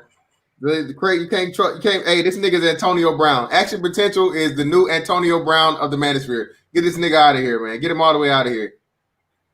Yeah, man. But you know he had to go upstairs and play with his woman for a little bit, so now he's good now. Yeah, He'll be all right for like a couple hours. Action Potential, man. Come on and finish the debate out, man. Nah, he's done, man. He's cooked, bro. Come on and finish the debate out, man. No, I mean, come on, Mr. Fantastic. No, there's such a thing as refried beans. Bring him back. There go the link, man. Come on back and finish, man. He don't fuck with me like that, man. And like I said, this dude was on my channel, bro. This dude was over on in my shit, bro. I can pull it up. I can pull it up, bro. Come on, man. Come on back and finish the damn debate out, man. Don't leave off the court, man, before the game over, man. Hey, I make niggas damn quit, it. Bro. I make them quit. Damn it. I make them quit. Come on back, man. Nah, he's out of there. Come on back. Come on back and finish this shit up, man. They said, God damn it. Yeah, man. AP equals AB. I like that one, man. AP equals AB. Get him out of here, man. This nigga's insane, man. Brother AJ, what's good with it, man? What's going on, Brother X? What's going on with the panel, man? I just came What's going on now? What up, AJ? What's going on? Fantastic. What's happening, man? Tomorrow. What's going on? I wanted to come up for this one because I went back and listened to the action. I guess the debate he was having with Fantastic. It seemed like he was just basically like he was just going in. So I came up because I wanted to hear it for myself. So I don't know. Hopefully, Action, you come back up because I want to listen to this myself. So I just came up. If you don't, yeah, man, come on up and finish the debate out, Brother Action. I mean, come on, man. You just kind of left, man. That's fucked up, man. I mean, I thought I was gonna pull out an AK or something. I'm like, all right, man. Let's see what type of hallway you're working with in the house. You know, I was like, oh, he just left. I'm like, come on, man. At least show up a rocket launcher or something. Yeah, he left when the shit was getting good. He was actually making some good ass points. He was making some good points. He's from the streets, man. He known in the streets, so I thought he was definitely a street nigga. Ain't gonna run. You know what I mean? I mean, man. Hey, Mr. Fantastic. I thought he was gonna pull like a "Don't Be a Menace." I mean, decided about treating your Jews in the hood like, do we have a problem? No, I thought he was about to pull out a nuke on you. Hey, man. Greetings, fam. I just got here late. What happened? No debate? No debate, man. No debate's debate. over. No debate. Debate's over. Hey, he ran out of toilet paper. Is that why? He said toilet paper. Shit, man. You're wrong. You're wrong for that, man. I thought he was gonna pull one of the boys in the hood move when what's name was punching in the air and stuff. Jump out the window, huh? Anything is possible. You gotta wipe, you know. I thought he was gonna burn like a BABG shirt or something, man. Like, man, he should have did something. Come on. He just straight up put the cape over his face and disappear like a cartoon. You see the last that ninja of smoke me. bomb, man. He was out of there, man. He threw that ninja smoke bomb. He was out. Yeah, that was like the Hey, shortest. Mr. Fantastic. Yo, You didn't even use the count game or mouthpiece. You didn't do that. Nah, man. I need none of that needed, man. None of that needed. You what did you do? You just held the toilet paper and it won. So you didn't use the body game or masculine energy? Nothing? Oh, no. None of that. None of that, man. Oh, okay. All right. The self-improvement, the lifting weights. Oh man. He said he's gonna whoop me, man. He said he was more improved than me. He said I was fat, bro. Yeah, he So you were a non-select then. Yeah, he said I was a fat nigga, a fat sloppy ass nigga, or some shit like that, bro. Yeah, I rock with Action, man. But yeah, I mean, somebody in the chat, Ricardo was saying he was drunk. I don't even think he drinks. So no, he was drinking something. Oh well, okay. I thought he was drinking. He was drinking ginger ale out of a green bottle. I don't know. Nah, you know what? Someone said it was St. Pauli girl. You know, all that caping. They was drinking something. I was like, damn. Sipping on some scissor. Well, he was in the chat, so that's why I came up, because I actually wanted to hear it for myself. So I was trying to catch up, but I'm just like, all right. I seen him in the chat when he posted that, so I was like, let me come up so I can hear it for myself. Speaking of Mr. Fountain, I remember seeing he took down his LinkedIn page, and then Medbus Driver just reposted. He was like, "Hey, he updated his page now." I'm like, "What's going on with that guy? Like, what's really going on?" Yeah, what did he do? He changed some certain information and re-uploaded his page on LinkedIn. So I'm guessing basically he changed the list. Yeah. Or people at that school got at him. I'm like, look, man, are you really doing all this stuff? Like, you need to update. Hey, that's what I think it was too. Hey, somebody gotta have a before and after on that LinkedIn, bro. Because I took screenshots. Yeah, somebody did a screenshot. I think Ramil did. Yeah. Well, I want to see after, because go ahead. Did he change it? Did he change it? He changed his. Yeah, the last time I saw it was showing something coming out of Canada. It still had was a PhD candidate, but the location said Canada. I'm like, Canada? And then I was looking down. I guess this Fountain person, or the same Aaron Fountain, was a bachelor of science or something. Then I was like, this must not be the same guy, because now supposedly he supposed to change who was all on the list. Supposedly. So okay. You know how they go. Like you said, yeah. Here's the other thing that I'm gonna say: screw the cowards who contacted this dude to get your name off of that damn list. Most of y'all people know damn well this dude ain't got no type of authority, and y'all scared of any damn thing. Y'all people don't stand on principle to save your damn life. Some person come out of the middle of nowhere. The dude is in school. And then they sitting there talking about because you was on the list, you probably lose your YouTube channel. Like, what type of goofy ass shit is that, man? That was my thing. Come on. Yeah. I was just like, MOT on that shit. I was like, come on now, man. Like, come on, bro. Even if you're not Manosphere, bro, a lot of you niggas fuck with him. You without the Manosphere, you got no content. You got no fucking support. No support. Period. Damn. I'm like, that's true. And this nigga's a nobody. I can see he's not a writer for the fucking Washington Post or the Washington Journal or nothing. This nigga just writes. He's a freelance writer, and he barely got any traffic on Twitter. Yeah, like, he was always replying to his own post, so that means. And the traffic is from the Manosphere. Yeah. But you know what? Why they were saying that, MOT? Because basically, who they figure he was representing these black broads. That's why. Bam. That's why. Yeah, but here's the thing: he's in school to become somebody. He's not somebody already. Facts. I agree. How old is he? I don't really care, but I'm just saying, like, when they were saying anti-black feminists, the key word was black feminists. That basically led to who? Black. These I ain't gonna say women. I don't call them women. These mamas in these community ties, and now all of a sudden they're like, these women are backing him. So it's just like what happened before on the hit list. The same thing going to happen again. I'm like, you weak ass Negroes. Like, you Negroes are weak, man. Seriously. I mean, is he washed up or is he trying to be up and coming? No, he's not gonna make it out of the way. He's a nobody. It coming with what? All right.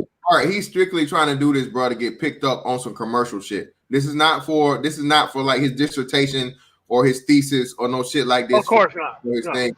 This is for him to, because again, by our observations, bro, this PhD is not going his way. It's taking him a little longer than it most likely should. So he's trying to find another avenue of revenue. And actually, shout out to Dr. Johnson again. He explained this pretty well. You say shit. If you once you get one of those degrees like what he got, man, it's only one thing that's gonna pay you, and that's pretty much being a fucking professor. Outside of that, nobody give a fuck about you having a PhD in history. You gonna either work at a fucking college or work at like a museum or some shit. You know what I'm saying? And museums don't pay that well. So, you know, yeah, man, this dude, I see it as a way of him trying to leverage his supposed talent. And again, bruh, if y'all have not read Supreme King Kun's article, go read his article. Just compare the two articles. Supreme King Kun blew him off the water, man. Bro, he destroyed him. And just write it. And that's not just us saying the shit off some homer shit. You really, again, if I wish we could just find an outside source, like an outside, like, you know, some total white lady, whatever the fuck, and give her both of the articles or whatnot, and tell her, hey, which one is better, because Ramil picked it apart just on grammatical errors alone on the, you know, the one he did. So, and you're supposed to be a PhD level writer, man. Come on, bro. This dude is just a joke, man. No, he fantastic. He is on a PhD level. Like, what's the name? You should say Mace, play ahead his degree. I mean, but he's not there yet. He's not there yet. He's not done with the classes yet. I mean, he's a candidate. That's almost like saying, I'm a candidate for whatever. I mean, you're not done with the actual coursework. Like, you could be a candidate forever. I mean, you know, he's like Ice Cube in higher learning. And just keep in mind, most places in academia, they're there's no guarantee that you're gonna graduate. Yeah, they're ran by feminists. So I'm just wondering if they, you know, if he's trying to appeal to them in order to get some notoriety. Yeah, that's all it is, Art. Again, I think he's trying to get picked up by one of these feminists, you know, especially black feminist fucking media outlets, man. That's like all we could be doing. Like Oprah. On Oprah, lipstick ass, right? internet shit now, man. He's not gonna be behind no camera or really writing no what's name. It's pretty much just some bullshit that he'll get on the Twitter account and this motherfucker will point some shit out. Ooh, this black man cheated on this woman today. Ooh, you know, from a black man's perspective, like what them pretty smart brother niggas. That's who they work for. What, Madame Noir, right? They're an outlet of Madame Noir. Oh, yeah. One of them niggas, man. Like, yeah, that's all that shit is. Mm-hmm. Discredited. They never debate nobody either. Never ever. It's like, so he got the stuff in line about what he's trying to do, but it's just, I don't know, man. He's pencil tap dancing. I got you. Yeah, facts. He's doing what mostly a lot of these typical failures do in the community, you know. So they got no life experience. The slander they own. My bad. No life experience. No life experience. Keep going to school. No life experience. Keep going to school. Next thing you know, you're at the PhD level, still with no damn experience. Like, that's what happens to you, man. You get addicted to going to school for no damn reason, and then that's where you at for the rest of your life. You know what I believe? You know what I believe about this dude, man, and I've said this before. I think that this dude was somebody who wanted to be the manosphere and got freaking rejected because he thought that he could come in with his shit, and he quickly figured out that his shit wouldn't ride. It just wouldn't. If he came up on the panel talking the shit he writes about, man, brothers would tear him apart. They would tear him apart, man. He wouldn't survive one panel. Not one panel would he survive on. He just wouldn't. But I couldn't consider that's why it's much easier. Go ahead. That's why it's much easier to write from the darkness, try to get an audience without responding to anybody, and then just try to get put on somewhere. I mean, that's how it is. I mean, because either you can stand behind your work or you can't. Exactly. That's what I was going to say, because I don't consider you as a man. You know what I mean? You got to stand by your word. If anything, if you can't stand by that, man, then to me, you're not a man. There's no need to even have a conversation with you, even have a debate with you. Yeah, I mean, especially if you're right, it shouldn't be that hard. Facts. If you're right, exactly. There are some people who have conviction, like I would not believe wrong as hell. But guess what they will do? They will defend their point of view, But like and they will die on that hill. Facts. That is a fact. And we know a lot of I was one of them back then when I was doing wrong. I always considered it was doing right, but it was just like I stood on it. But once I figured out it was wrong, I say, okay, it was wrong. I mean, hey, but I was at least able to say to myself first to say, okay, I shouldn't have done that. And if anybody could still say, hey, because you done that and you effed up the community, I have to basically say, all right, man, they're right. What's so hard about that? That's what men do. Shout out to Zero Max on the $10 super chat. He says it's interesting seeing some of these individuals who, after these type of hit lists drop, they go from hardcore red pill content to changing into Steve Harvey in 3.5 seconds. Sure did. Wow. That's what all these clowns are here to do. Facts. Zero Max coming with the hardcore slap. Would it think like a man or act like a woman or something? Whatever that stuff was. Yeah, I mean, you have to realize that most of these people are here to make money off the dysfunction. They're not trying to fix anything. They're not trying to see black men be happy with moving on to anywhere else. These people are here for the very specific reason of shutting down conversation. They're not here to do anything else. They don't even care about the actual issue enough to even want to debate it. So what they want to do is just simply side with the prevailing ignorance and just go with that rather than try to change things. It's no different than the people who broke stuff in the first place, who want to call themselves part of the community or any of these other things that they are wholly not qualified for. So that's what it is, man. Like, most of these people are here. They failed out of whatever they were doing in life, and now they want to ride the feminist bandwagon off into a damn paycheck. And we should be stopping that stuff from happening within our space. Period. Well, unfortunately, it's something else that's for to stop it. Like you said in your last video, MOP. So who gonna be productive now? Who's going to lean on who now? So the dating coaching shit ain't gonna work now with this situation.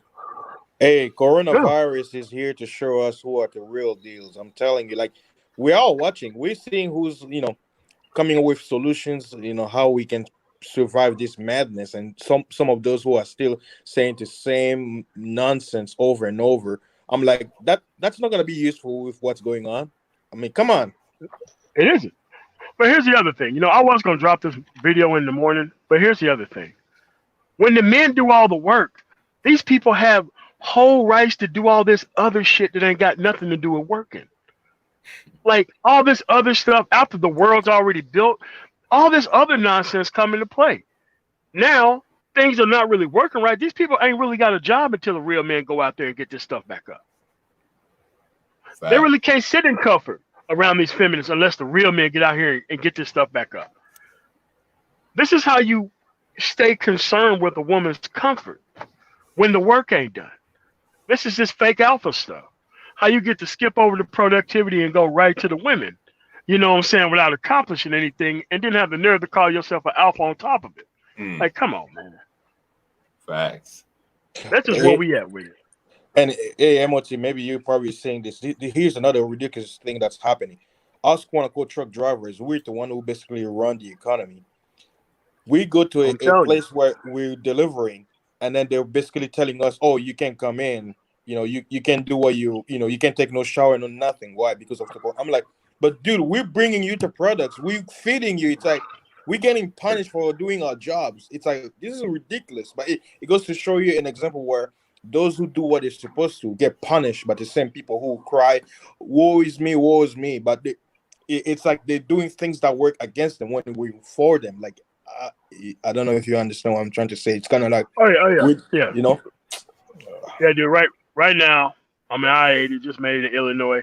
Guess what? All them bars and grills, them things are not closed. It may say closed, but dude, them people ain't about to walk away from money, man. You I-80 in Illinois, like south. Yeah, it depends also on the location, because one person mentioned some places where they're willing to fine you for opening your restaurant. Like some Dude, them location, people don't care out there. Yeah, because Like, yeah, they you don't know, like. I was in Go ahead. Wyoming, and those people, man, those people that closed down. Them people are still open. Nah, they they're not probably got really. connection with the city people, you know. You're right. They're Yeah. not regulating them, but like if he was to come close to the city, like where I'm at, no, that ain't happening. Them bars, Yeah, that's true.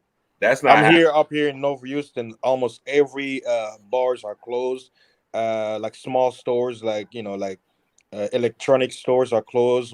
Office Depot closed, like stuff like that. And also, Walmart just closed. My brother, he works at Walmart. They started closing at 9 Walmart p.m. closed? Yeah, Wow. they're closing the clothing. Like here, they're only closing the employees the are clothing store. inside. Because I was looking for, because I'm still working too, because I'm part of the, transportation too. But I was looking for another hoodie, and I went to a Walmart. It was closed. Like even though they have like the food and stuff, but they're starting to close those also. Yeah, and I'm surprised nobody's buying milk or beer. Like the bill area was full, like to the extent like nobody's buying beer.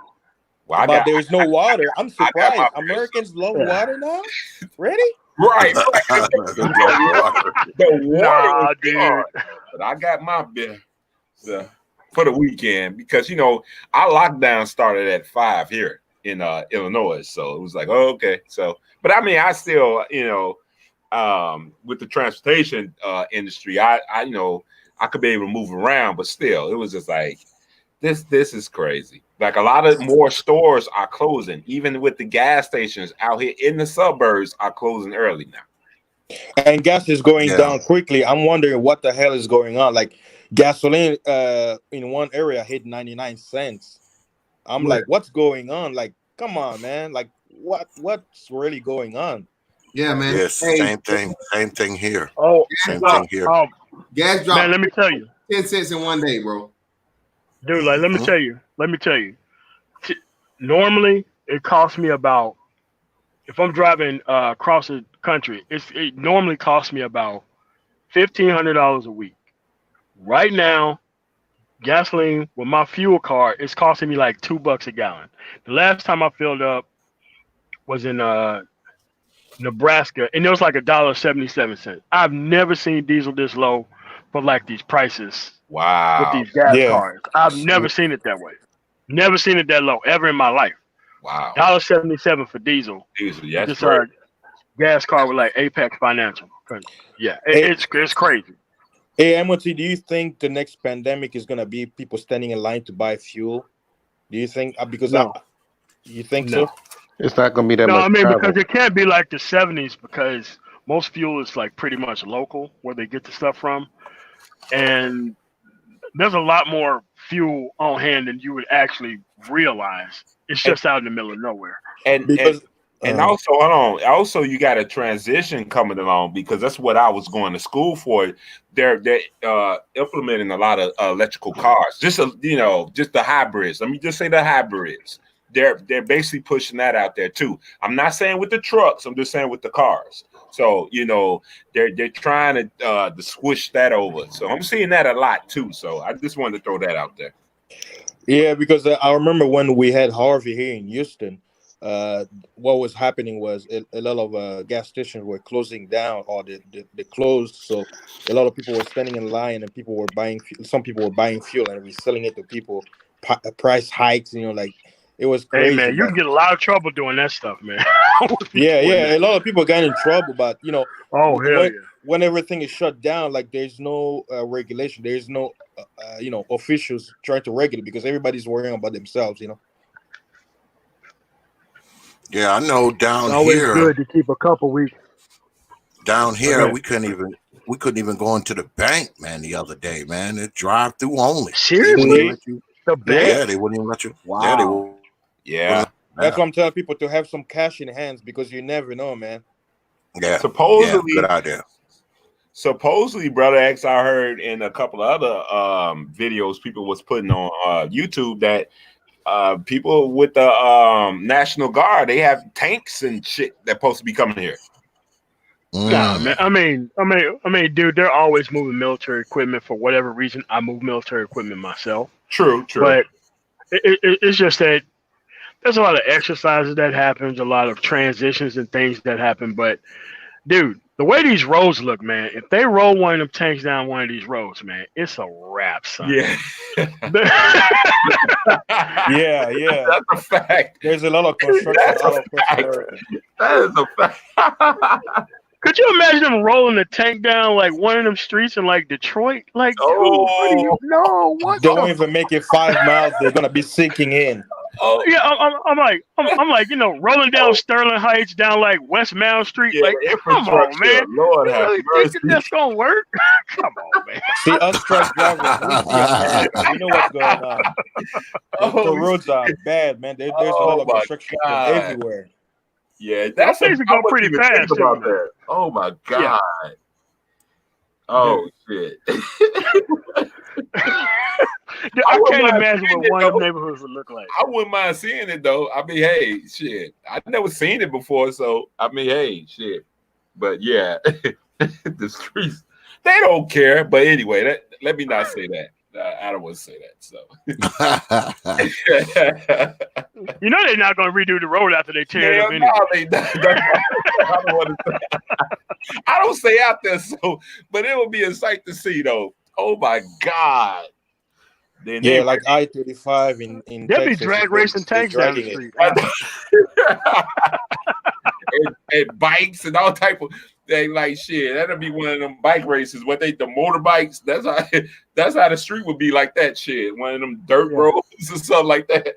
Oh my god! Yeah, that would be. Oh my god, that'd be horrible. But yeah, it's like there's money to fix those roads, but they just drag it. Like they just take years to repair. Like I-35, man, it's been going on for 15 years. They barely finished San Marcos and Austin area. They're still working on stuff. They won't repair if it's a commuter tie with black people. They ain't repairing it. Only ones like with with the white people and all that. Yeah, they're gonna repair those, but those you're not gonna see any tanks. But where the black people, that's where you probably see the tanks rolling down. Just oh my god, destroying the roads. Man, I'll tell you, man. There's some areas, some neighborhoods in Houston. Like that's why I always tell people, don't let the media fool you. Like I went there one time just for work. I'm telling you that neighborhood looked worse than a third world country. The only thing that made it better was the freaking shingles on the roofs and the road. But I'm telling you, I was like, I can't believe this place is in America. Like a freaking whole town, like probably half a mile radius. I was like, what the hell is going on here? I'm like, this is in Houston? But it proves to me that the city of Houston don't really care about that area because they should be fixing it with all the tax money they get, Yeah. So do y'all think that this pandemic with coronavirus, do y'all think it is as serious as they're saying on the media? Do you no, it can be. It can be thanks to the average stupidity of the American person. Exactly. I don't think it's that bad, but this stuff can incubate for like 30 days, man. Like before this stuff even started, like I got like really flu type sick, like right after Christmas, and man, that stuff took me down for like a couple weeks.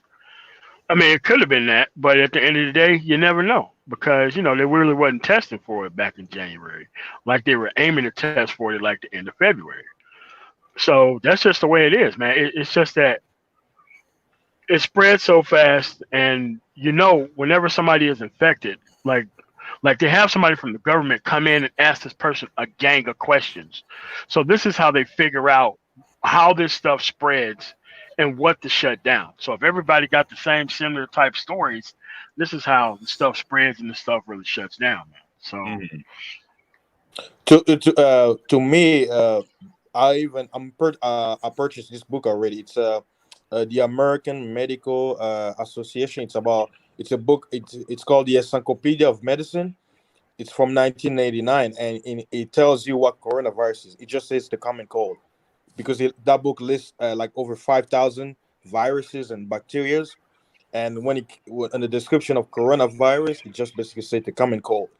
So Yeah, but basically, it's 10 times more powerful than the common cold when people don't already take care of themselves. So, yeah. man, But to me, I'm like, it's not the actual virus; it's the reaction of the people and how they're blowing it out of proportion. oh, That's how I feel like, because it could I be like it. something that could be regulated, but the way they're making the whole panic, they're buying the toilet paper. I'm like, what the hell is a toilet paper Some have of to these do with truck the store? stops I've been to, you can't even get coffee.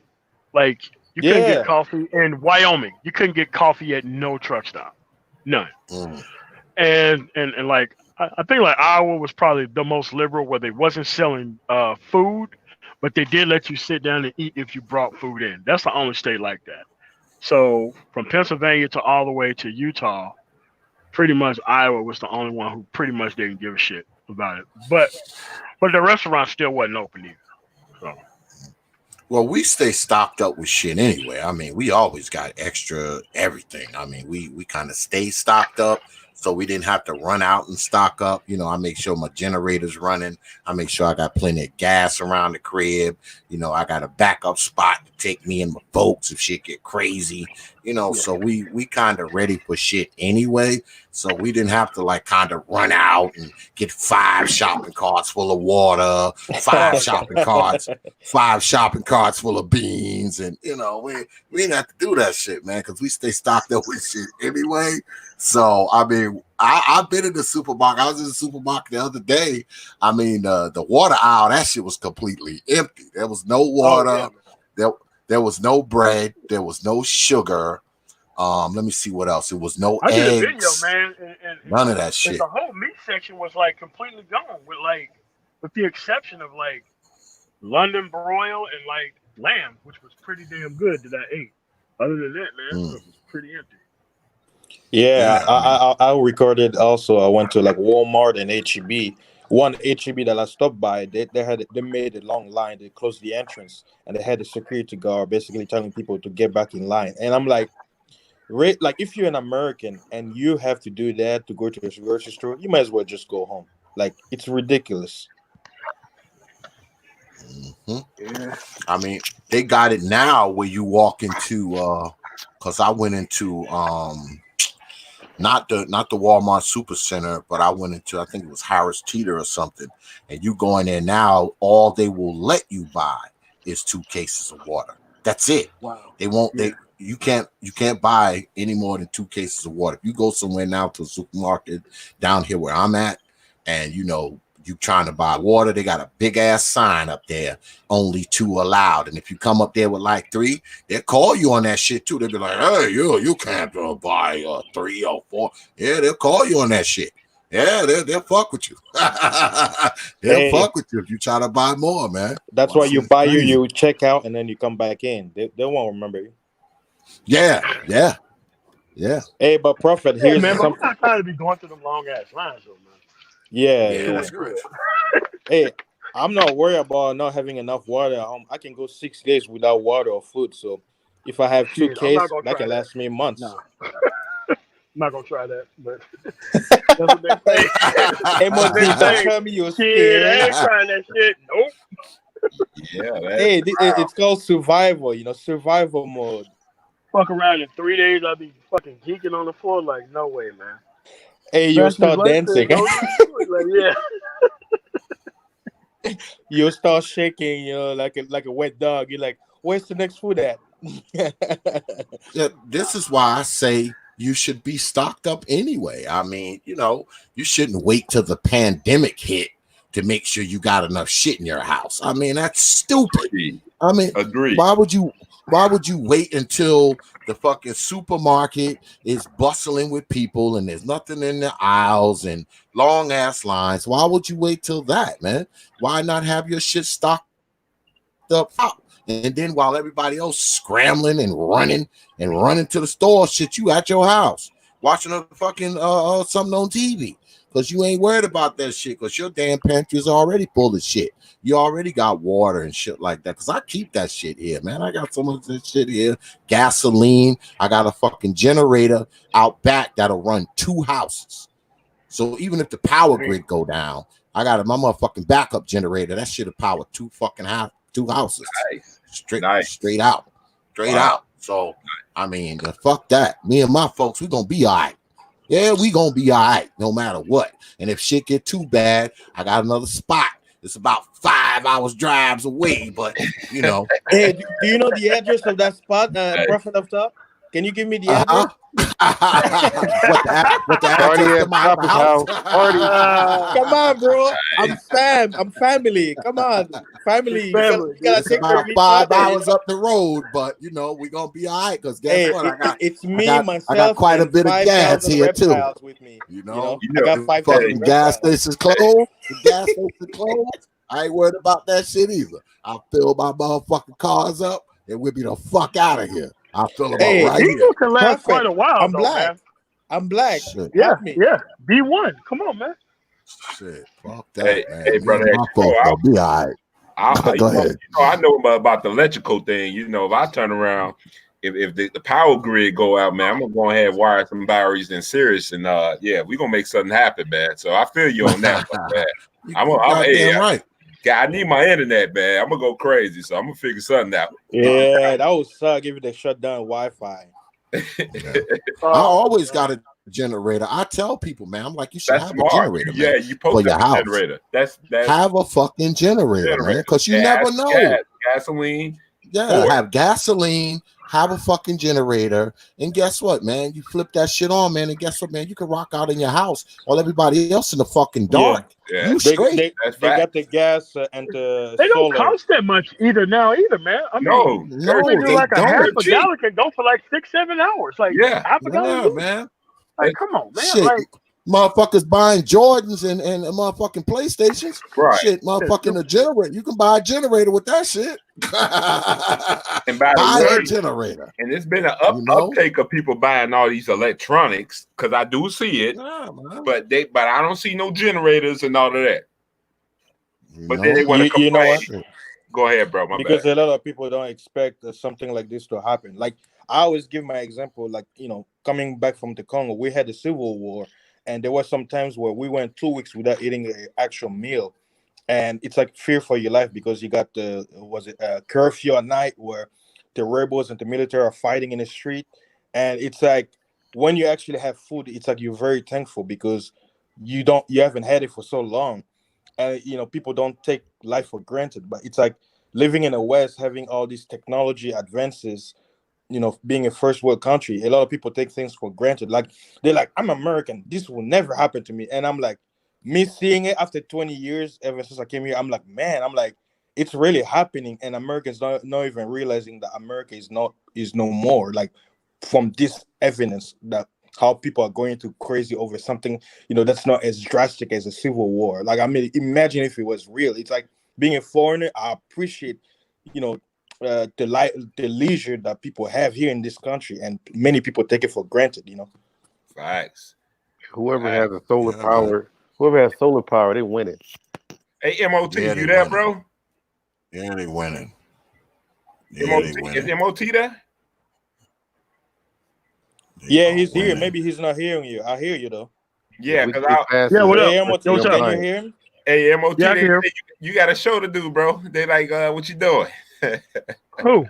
You. They say you got a show tonight. Yeah, they like, what the? They like, what the hell you? They're like, what the hell you doing? Still on X shit? You supposed to be doing the show. Oh shit. Yeah, game like changer down the there. show you were supposed to have today, you postponed it. My bad, game changer. I didn't see you down there, brother. Oh shit! I probably no, that's okay. I was just actually coming here to remind you, we got that tobacco thing. Hey, Prophet, I just wanted to. Oh shit! Game changer. God damn. DC. Oh shit! Hey, what's up, y'all? Reschedule that motherfucker. Yeah. Hey, Prophet. I noticed on one of on your comments, some people, when I mentioned about going 6 days without water, some people are saying it's not possible. I'm like, hey, you don't know the power of the human body until you tried it, though. I'm proof that you can go 6 days. Nah, not for 6 days, man. Oh, I did it. Yeah, I mean, I'll take your word for it, man.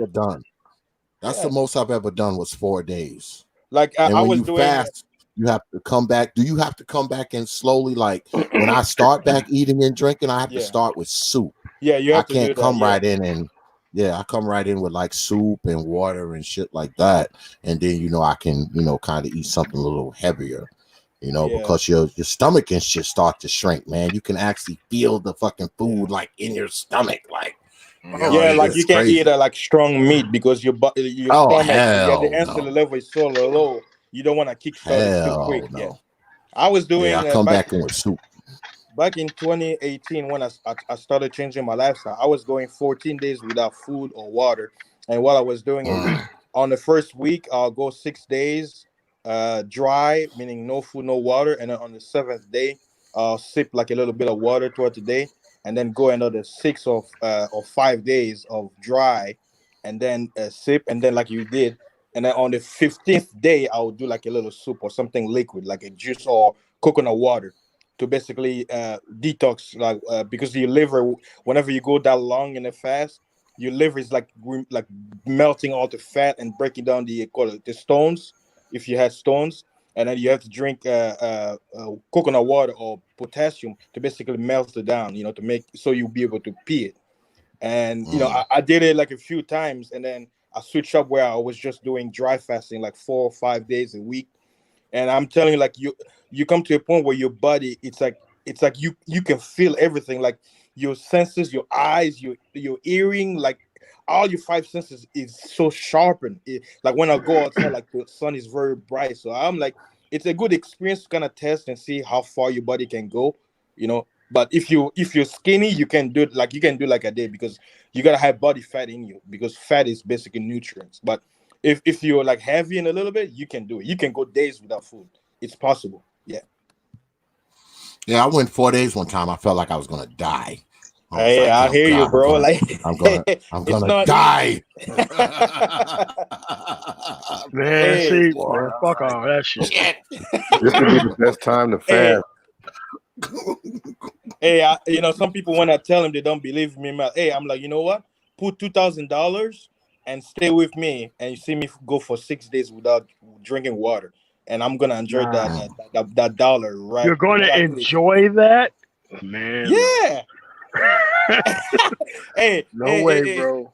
Hey, it beats eating McDonald's. Plus, people are not really understanding the results of fasting. They only think about not eating. But once that fasting is finished, you're like a new person. Yeah. And that's you're able to cure any disease. I help a brother. He's a truck driver like me. He was on blood pressure pills, and he was like pre-diabetic. He was able to cure his diabetes. He didn't need the pills anymore after a day and a half. And then the next day he tried to take the pills. It brought his blood sugar level from was it 119 to 67, and he got scared because 56 is death. And I'm like, that's the whole point. Don't take the pills, because the pills lowers your blood pressure. And 3 months later, when he went to do his physical for trucking, he passed with flying colors, and his doctor took off his medicine. And it's been 2 years now.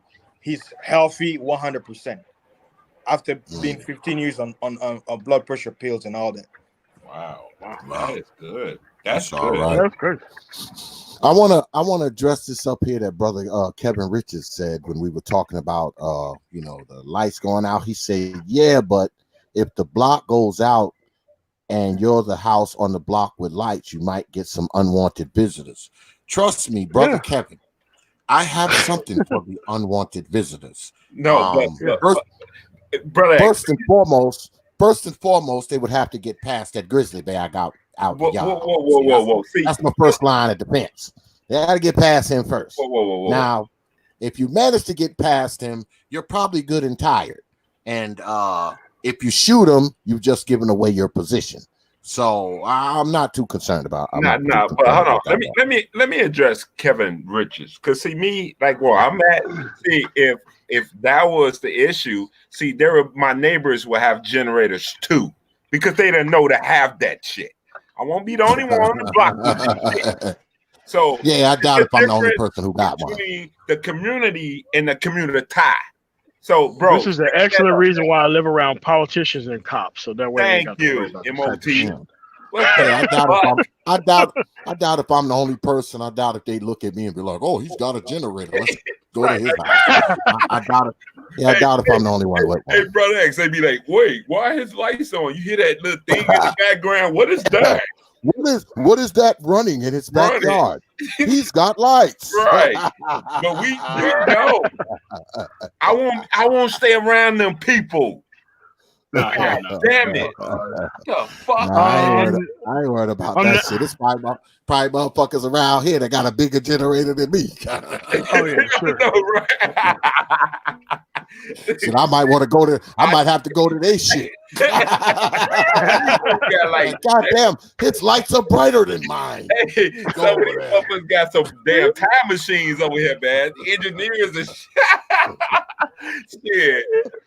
Man, look, man, these suburbs, these people, man, they be the reason. You still see people with their Christmas lights on with this goddamn generator shit on, still with them funky ass Christmas lights on, man. Stupid motherfuckers, man. Man, are you kidding me, man? Look, I'm not even finna break down that voltage and all that shit. Some of these people probably got 440 votes coming to their house. Because, like, once they said, man, I seen some houses with so much Christmas lights, I was like, wait a minute. How is that grid able to take that? But I mean, hey, that's what happens when you're around people that have money compared to the community when they're depending on who? Daddy government. Totally different situation. So, yeah. But I'm a nobody who, hey, I'm just saying. So, oh my God. My bad, Brother X, man. I ain't want to be expounding. Don't worry about that shit, man. I got a motherfucking dog outside, man. That dog is the size of a grizzly bear, and he don't want nobody. He don't want nobody. So you got to get past him first. That's your first mission when you walk up on the property, is to neutralize that motherfucker. And if you ain't got a gun, you ain't gonna be able to do that because he's not letting you breach. Yeah, he's not letting you breach. So once you breach, now I know you here. You done just gave away your position. I know the layout. You do not. So, hey, Prophet, manage. What if your Prophet? What if your dog only attacks non-select and let the select in? Yeah, right. Oh shit! I'm gonna let you in. I had to do this. I like that. I don't worry about it. Because I have, because y'all know I'm a mechanical engineer. So I have a lot of equipment that I have at my house as well. All right. As well as at the shop, I have equipment at my house. And see, where I'm at, it's not so much you got to worry about crackheads, but you got to worry about meth heads. All right. The meth heads will try to steal your generator, your tractor, they'll try to roll that shit off the property. See, crackhead ain't gonna do it because crackhead don't know how to steal it. He don't know how to release the hydraulics and all that kind of shit. He don't know how to do that. He's a crackhead. But the meth heads know how to do that shit because a lot of them used to be blue collar guys. And they haven't forgotten, how to, they can disengage the hydraulics, roll the motherfucker off the property. They can do that shit. They do it all the time here. That ergo, the reason I have this big ass grizzly bear in the yard, to keep the meth heads out. It's not so much to keep the brothers out, it's to keep the white meth heads out. That's what it's for. Keep them out of here, because the meth heads be going insane down here. I mean, they will roll your motherfucking $25, $35, $45, $50,000 piece of machinery off of your fucking property. They'll roll it right the fuck out of there and be gone. Be gone. I've met so many brothers that come to me for me to work on their shit, and they talk about how they've lost $20,000 worth of equipment, $30,000 worth of equipment, where these motherfuckers done stole a trailer, roll their shit right the fuck out, right on out their yard. They roll it right out, nice, because it rolls silently. So they roll it right on out and get it down the road. And if they know something about the equipment, they don't need a key to start it. Because I know I don't. I could walk on your property and steal any fucking piece of equipment you got with a pair of pliers and a fucking screwdriver. I'll steal whatever it is, your bulldozer, your payloader, your tractor. I'll be gone with that motherfucker in about a minute if I wanted to. Luckily, I use my power for good instead of evil. Wait, was I it ran done into by that white shit, bro. supremacy? Say what? I said, was it done by white supremacy? What? They're What, stealing stealing those brothers who had their stuff stolen. I doubt it. I doubt it. I doubt it. It's kind of slow. He's like, wait, what? Oh, okay, I get it. I doubt it. But yeah, we got a big meth head problem down here. They'll break into your car. Like I said, they'll steal your fucking equipment. All right, especially if you ain't got a dog or no shit like that. Them motherfuckers will jump the fence. You know, they'll steal shit. You know, they'll steal mowers. They'll steal commercial lawnmowers. They'll steal generators and commercial blowers, Oh my god, tractors, commercial lawnmowers. skid steers. Yeah, they'll steal them motherfuckers. They'll steal your fucking skid steer. You know, that's the kind of shit they steal. You know, they worse than a crackhead. Crackhead, he gonna steal something he can carry out. You know, something maybe worth a couple $100. Man, the meth heads will rob you for shit that's worth tens of thousands of dollars. Yeah. All right. Yeah, they get you, man. That's why I gotta have this mutt here, man, so he can let me know these fucking meth heads done jump the fence. Yeah, man. He let me know the meth heads done jump the fence. Now we got people going off that mushroom shit in Colorado, man. Them motherfuckers be in another fucking world, wandering over in people's yards, knocking on people's legs, all types of crazy shit. I don't know why they even allow mushrooms to be fucking legal in Colorado. Wasn't that the first? That's the first place they legalized marijuana, right? Mushrooms are legal? Yeah, Colorado, yeah. Get out of here. So you can just go somewhere and buy some shrooms and eat them motherfuckers. You just yeah, but you can't take it out to the States, though. That's the catch. I don't know what people see in them damn shrooms, man. Them motherfuckers can them shits have you hallucinating and shit, don't they? Yeah, they have you seeing pink elephants and all that kind of bullshit. They said weed is not a gateway, but it's legalized over there, and it's not even getting. They're not even getting it from the. They're not even getting it from the ground. They're getting it from these, pharmaceuticals where they putting chemicals in it. Yeah, it's all manufactured. Like I know one guy in Dallas. He had the license to basically grow his own weed, and he was basically showing me how he was doing it. Basically, they're taking different plants, slicing it, and they will glue like different plants together. I'm like, wait, that's not natural. I used to work in a farm. My grandma showed me how to grow plants, but I'm like, the way they were doing it, it didn't make sense. But the science, I guess, somehow they discovered putting a bunch of different plants attached to each other.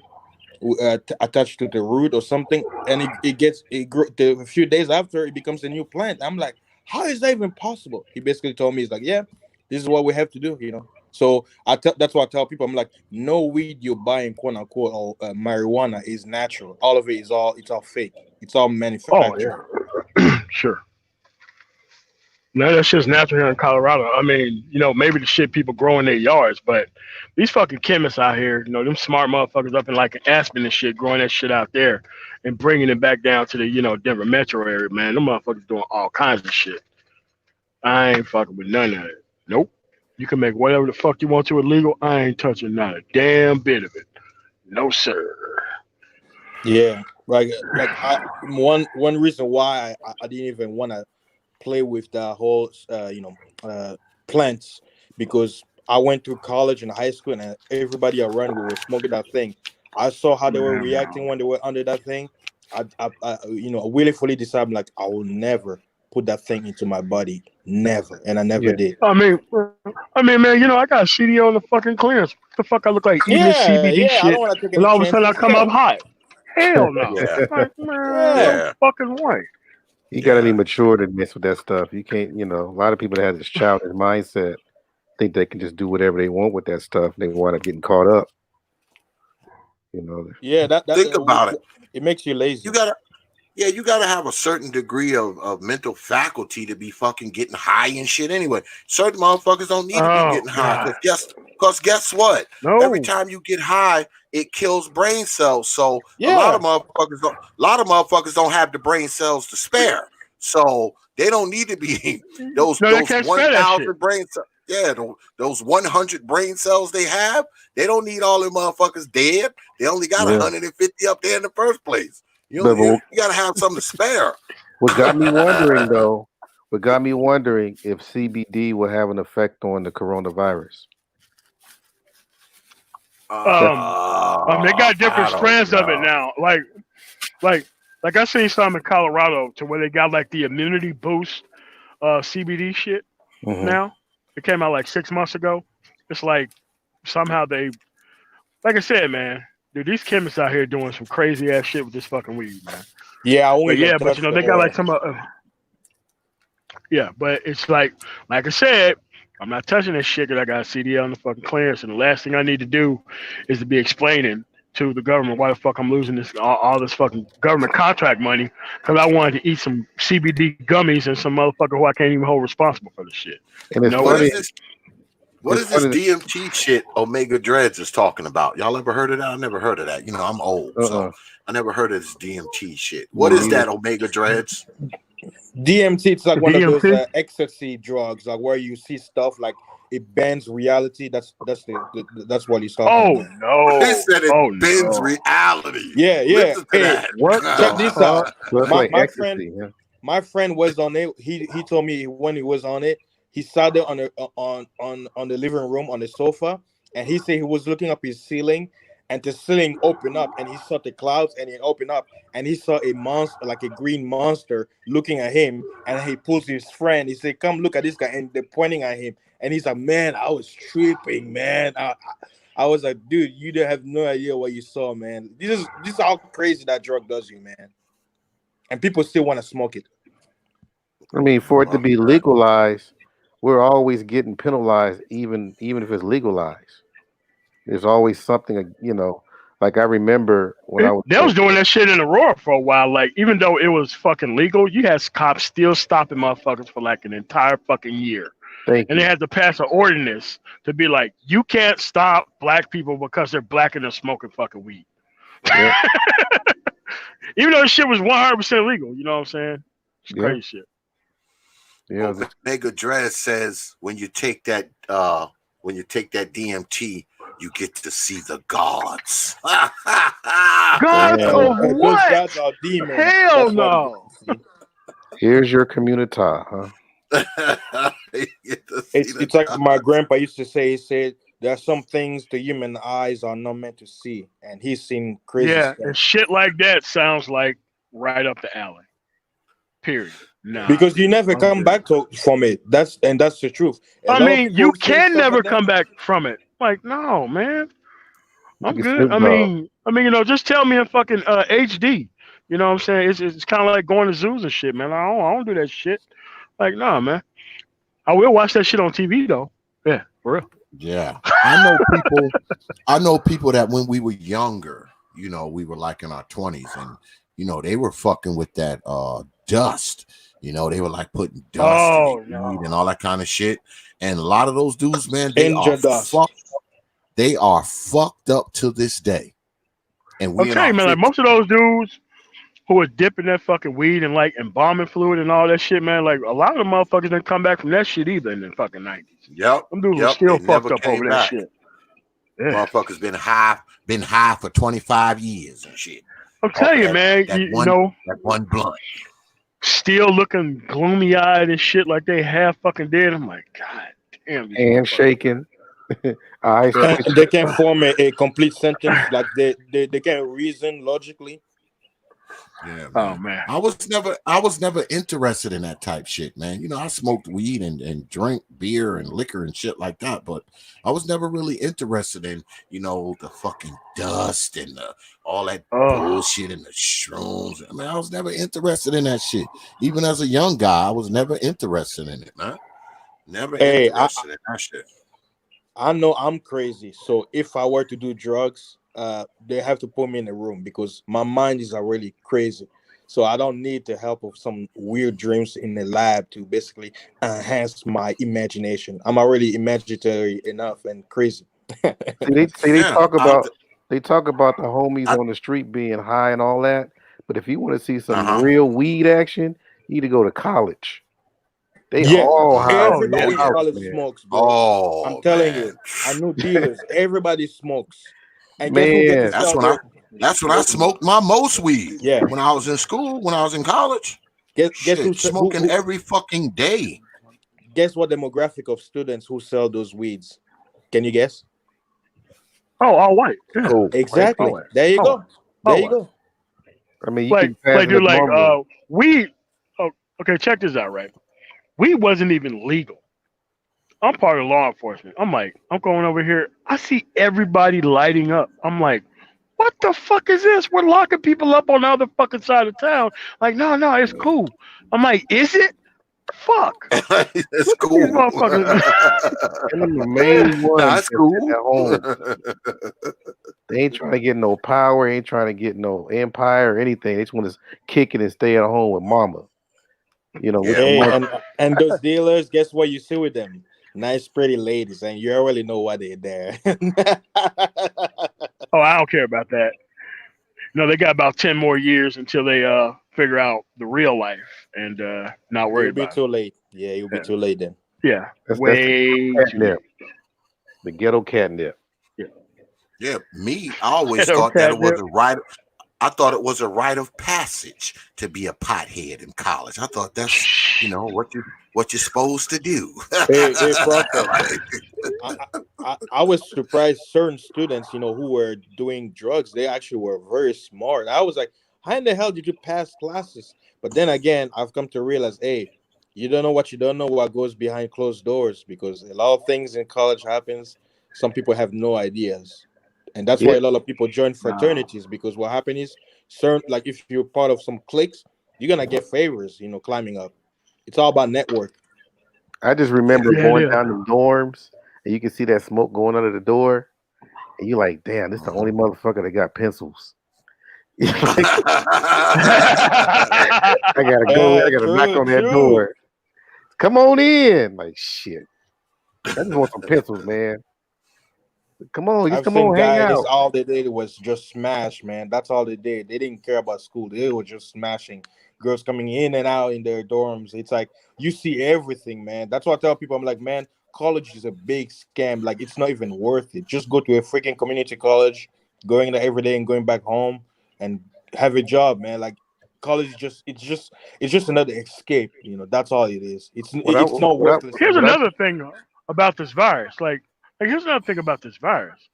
There's some people who got online school, and there's another people who ain't got jack shit. yeah.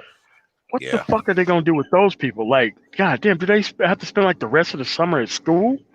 So Shit. I would say No, this that's because what they did to us. we kind of ignore the fact that we need more black doctors, lawyers, professionals, CEOs, professional people, and there is that college component that they got to do. But the problem is they got to be guided into it. They can't just jump in by themselves. So you can't ignore that. You got to have some people that'll be able to hire us when we do get our trade degrees and stuff like that. So we do have to encourage those people that had that mindset and stop convincing people that don't belong to college to go in. We got to get the real ones. And the problem about doctors, why a lot of people don't want to do it because it takes years, man. Like think about it, like it's like 10 years max. A lot of people don't want to do that. That's That's the why they got to problem. start young. Now, And they got intern They stuff have to now, love it uh, though. high They have to school. love it. now Yeah, there those are people, some. I don't mind getting like government assistance to like go to school, man. We got to Right. be able to do something Yeah, because we need for the more motherfuckers, regardless. Because I'm tired of going to people that yeah. don't look like us, and I'm depending on them to give me something to help me in my health, my sons, and they sitting there hating the fuck out of me, and I don't even know what's going on. So it's like I rather have more of us in that so I can put the money in their pocket.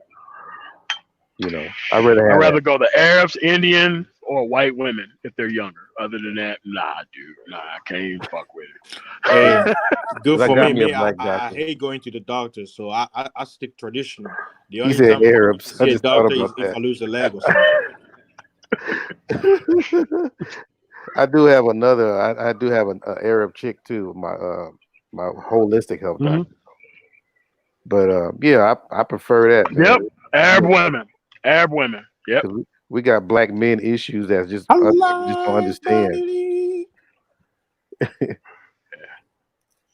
You know, but yeah. Tell you, man, like it's a lot of these doctors, man. You don't know what the fuck they was raised. You know they don't really fuck with you like that. They walk in the room, they ain't got the fucking bedside, man. It's like, is this motherfucker really about to fucking like? Nah. My ex They're doctor, I had it practicing out with. doctors. They're not real doctors. They're still practicing. Yeah, I had it out with my ex doctor. He was trying to force me to some medicine and all that. I'm like, dude, I pay your salary. They're not there to heal you. No, actually, you know that they get bonuses from these fucking companies and shit by prescribing all this bullshit. Yeah, he You know was that. desperate. I was like, dude, why you want me to take this shit so bad? He said, no, because just take he's gonna get a bonus. Yeah, So it's like, Yeah, doctors they will are get a salesmen bonus. now. Yeah, they salesmen now too. I They call ain't them just deaf doctors. doctors. Deaf doctors. I They're there left to his kill you. ass. Yeah, they get those kickbacks. They get those kickbacks, man, from the pharmaceutical companies. He lucky I didn't tell him what I really wanted to tell him. My mom recently went to get her blood pressure checked, and I've been telling her for years that these doctors, they don't know nothing. They use the same Google we use. So she's like, while she's sitting there, the doctor, you know what he does? He opens his computer, his laptop, goes on Google and type into search. And my mom was sitting there dumbfounded. I'd be like, wait a minute, I could have just done this at home. I'm sorry, exactly. You have Sure everything could've. you need just there at home. I'm like, come on. Just because he's wearing white means he knows everything? No, he's dumb just like you. Probably more dumber. Because he's wearing white. Because he's wearing white. What the fuck? See, I've always taken what doctors say with a grain of salt. I mean, especially if they tell you something serious, I suggest you get a second opinion. Don't just listen to just one doctor. You know, I mean, never listen to just one doctor. You know, if they tell you my sister had a false shit, man, cancer diagnosis. My sister had a false cancer fucking diagnosis. She went in there to get like oncology and shit. Just turns out she was fucking having migraines because of fucking menopause. They was full on telling her that she had fucking brain cancer and shit. She was going there to get like, and then she went and got like a second fucking opinion. And that was like, and she was like, oh, I've been going through this, blah, blah, blah. It's like, it was like, nope, you're not facing what you think you're facing. It's like, God damn, man, who the fuck would make a mistake like that? Yeah. But at the end of the day, these people, man, so bad. Yeah, there was a report a few years back where they reported that many cancer patients were falsely diagnosed with cancer, and that all of them died because what happened is when they went through chemo, they didn't have what they say, and chemo, what it does is it kills good cells shit and bad will cells. Fucking kill you. Jesus, man, that shit is not like, that's the stuff that people mostly don't come back from. Yeah, that's fucking radiation, man. Radiation have no place in your dome. Never do. Everybody that I've known who passed, they die after chemotherapy. Everyone that whether it's a family, a friend's family member, or someone that I know, like a friend or something, everybody who died, the same line. I did chemotherapy 4 months later, 3 months later, 2 months later, he dies. But the doctors say, oh, you've had cancer for 15 years. I'm like, wait a minute. So you mean to tell me 15 years you had cancer and you didn't know about it, you were fine, but you go through chemotherapy and you die a few months later? That don't make it. That tells you something. Yeah, whatever you were doing before chemo, you were doing something right. Yeah, it's crazy when the damn treatment has a worse effect on you than the illness. I mean, that's just crazy, man. It reminds me of these new drugs that come in, man, and they give you a whole list of side effects. Oh, side effects include internal bleeding, liver damage, stroke, heart attack, migraine headaches. Like, goddamn, all I had was an ingrown toenail. So if I take this shit, now I got liver failure. Now I got internal bleeding. Now I'm gonna have a stroke. Like, come on, man. It's crazy, man. All right. Goddamn treatment. Well, I was going to do another show on this as well, but the administration is pushing forth fast tracking these medications for vaccines for like this coronavirus shit. And I'm like, man, look, you got every company out here trying to make a buck off of this shit, and y'all gonna take this shit and you gonna it's not gonna be good, man. Hey, Not gonna be good. if you dog shit like me, don't take that vaccine. Start fasting. You know, heal yourself. Don't take those little shots, man. Don't take. Yeah, I learned that from my own history. In Congo, there was no such thing as a flu until they brought in the polio vaccine back in the late 60s, early 70s, and everybody started having the flu. My parents and my grandparents, they told us, they say, we never had such thing as a flu back in Congo. And then after the flu, the polio vaccine that everybody got, everybody started getting the flu. Mm. Yeah, man. Yeah, well, here's the crazy. other thing. Like I was looking up like the children's vaccines and shit. Like all this stuff is still like a viral everything. Like polio, mumps, measles, chickenpox, all viral fucking infections that they came out with eventually a vaccine for that you get early. Like it's so this coronavirus shit. I'm like, dude, you're just not gonna be able to fast track some shit and put it on the market. He is fast tracking shit through the process that normally take years to fucking do and tons of studies. He's just gonna be putting shit out there, and people are gonna be getting in a lot of fucking trouble because most people can't handle that new medication shit. And it's gonna be bad, dude. Yeah, it is. I mean, like, for anyone listening and the brothers in the chat, like, if you really want to help your flu, just get ginger tea. I mean, ginger, because it's very high in vitamin C, and it got the little pepper taste to it, like pepper mint. And then you just grind it in a smoothie machine, like, and then boil it. Just drink the juice out of it, and just add honey or sugar and drink it. That's your medicine right there.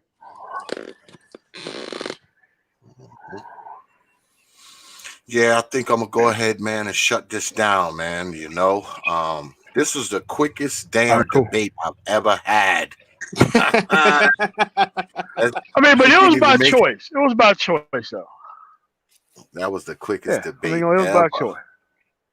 Ever. It was by choice, Crazy. So, some people are faster than others. Are you free to debate next week, MOT? Because your name came. So, are you free next week? Against who and about what? Against who and about what? I gotta go through the titles and go through the opponents and see what I got the most of. But see, I have a list. It's like a bracket, almost like a college team bracket, and you come up on that side. So I gotta find somebody on the other side who's come up and see what the arguments are. Because people send me topics too. They send me topics. I want to see this person debate against this person on this topic. So I gotta go through it, and I'll hit you up and let you know if you're available. No, that's fine. I mean, because outside of most things, I really don't think there's anything people could debate about at this point. Yeah. Hey, MOT, I could debate you right now. Why you should give me half of your trucks so I can take it and run? I mean, like, how am I supposed to disagree with that? Other than just outright, no.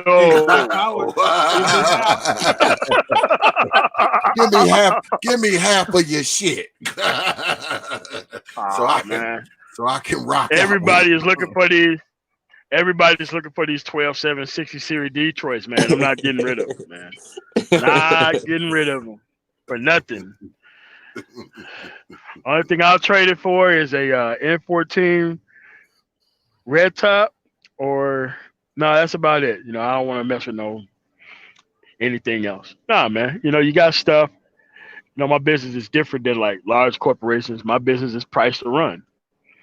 I use cheap equipment, but this equipment you get the transmissions and the reels done right, and get the ECM updated and tell you, man, you got something that can run 5-6 years other than hoses and everything else. You're good. You ain't got to worry about the vehicle not working. Yeah. It's just that it ain't nothing like having dependable shit, man. Ain't nothing like having dependable equipment, man.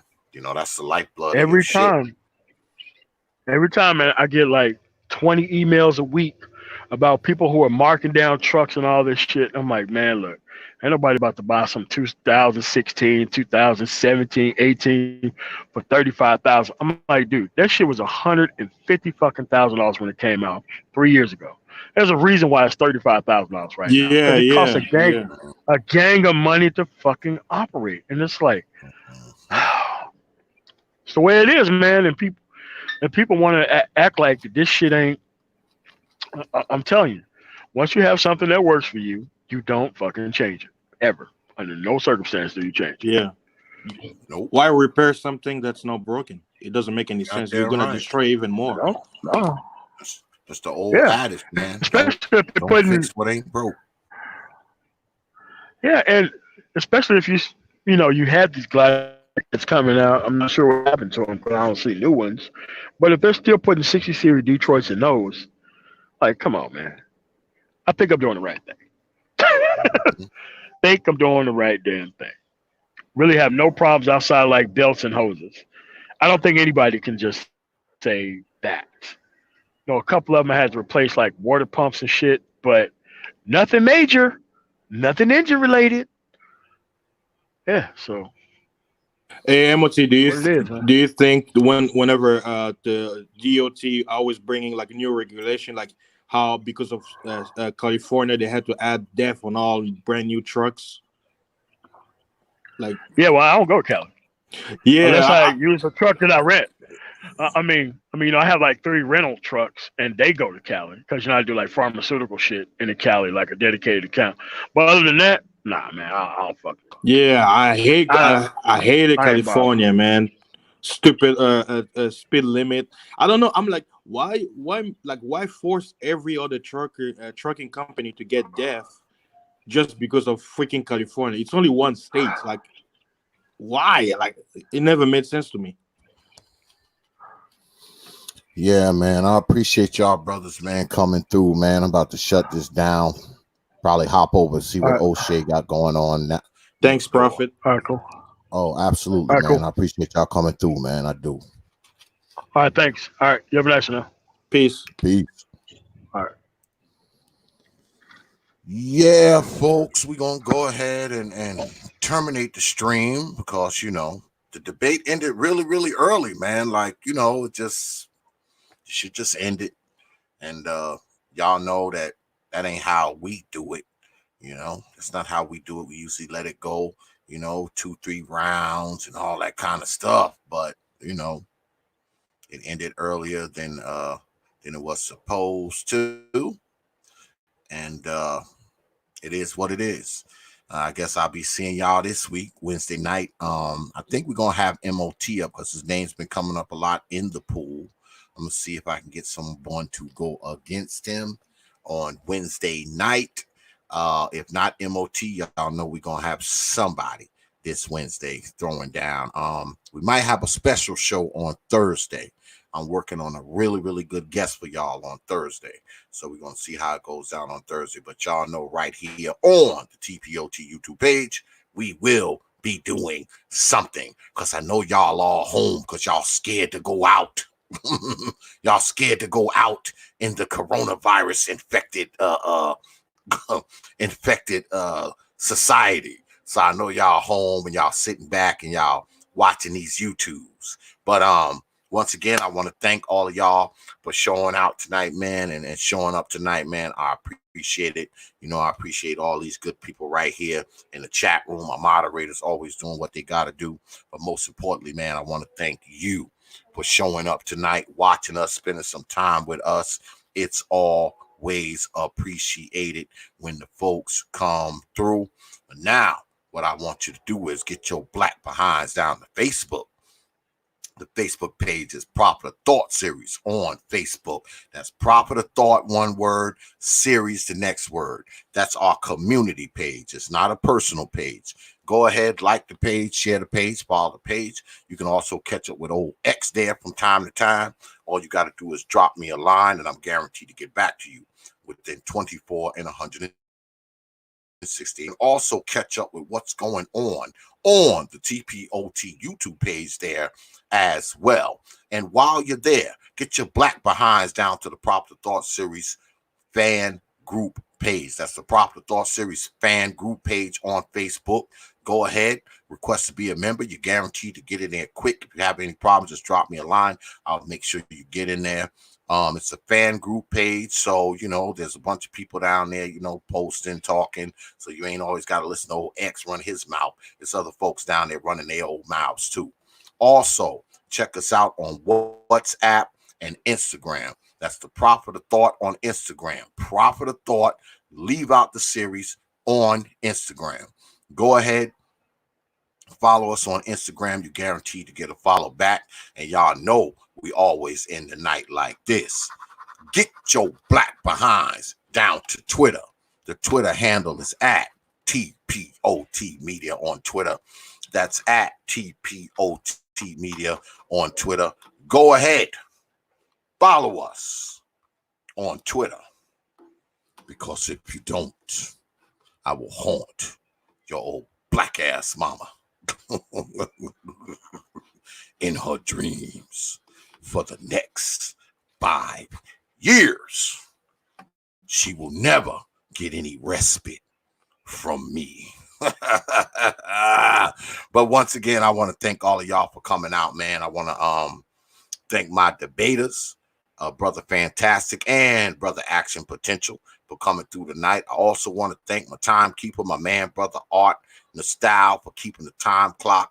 I also want to thank Brother Fast in His Life and Brother M.O.T. for coming through tonight and contributing to the conversation. It is appreciated, and I will see you all right here Wednesday, 9:30 p.m. Eastern Time on the T.P.O.T YouTube page. So, with that,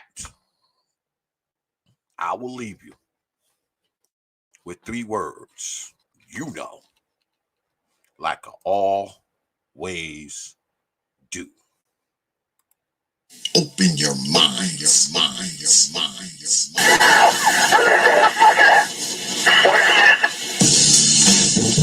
Peace, folks.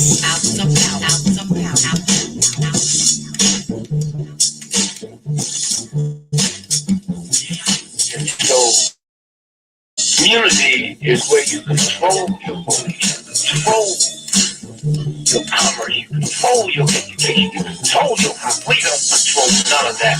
We live in a hood. Well, what about the Negroes that get out? Oh, well, my cousin, he's a multi-millionaire, almost got $1 billion. 3 PhDs, working on 2 more. Driving down the street in Chicago in his Rolls Royce, enjoying himself, and he hit his sirens and looked to the mirror and see this cop car flashing lights. He squeezed the steering wheel, man. Heart beats fast. Does he know the price of a Negro? What it could be? Passing by, he said, thank God he wasn't after you in the first place. That Negro thing you can't get away from. It's universal. They wasn't coming after you. With all your millions and your Rolls Royce and your PhD, didn't help. That's the hood. Why do you think you never pick up the paper and see over and over see white families come? You think there's thousands of black cops in America. Why don't you see white families crying? That's black cops. God, my love one funny. I said the back of the head. Why do you think black cops are there?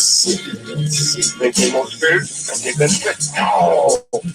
They got enough sense to know that white folks ain't gonna tolerate it. And I will stop in our neighborhood when we decide we will not tolerate. Now, if we were organized, you don't know you. But if we were, with the money we have, and the many people who would come to our aid that don't know what it's like to be a Negro, and we said, look, we saying, if we don't get a federal law to deal with police brutality, that anytime a cop or anybody carry a gun, have to have a license just like you use to drive a car. And if you use it wrong, then you'll lose your license. And if it's uphill, you can never work again as a cop or a store boy or a private detective. How do you get Congress to protect you? Well, you take your economic power and you call on your friends, black, white, young and old, and say, this coming Christmas, we don't have a federal law to outlaw police brutality by law.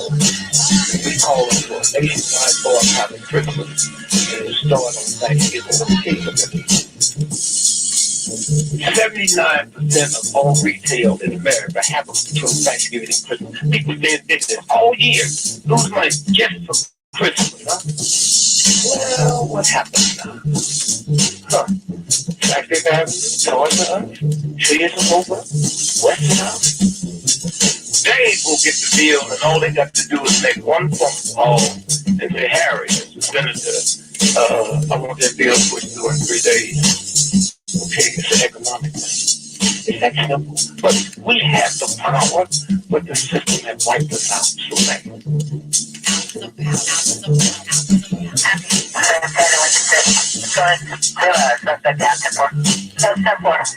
The officer's code for the one suspect that's been shot.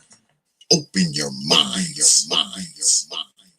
Only from the Prophet of Thought series media. Open your mind, your mind.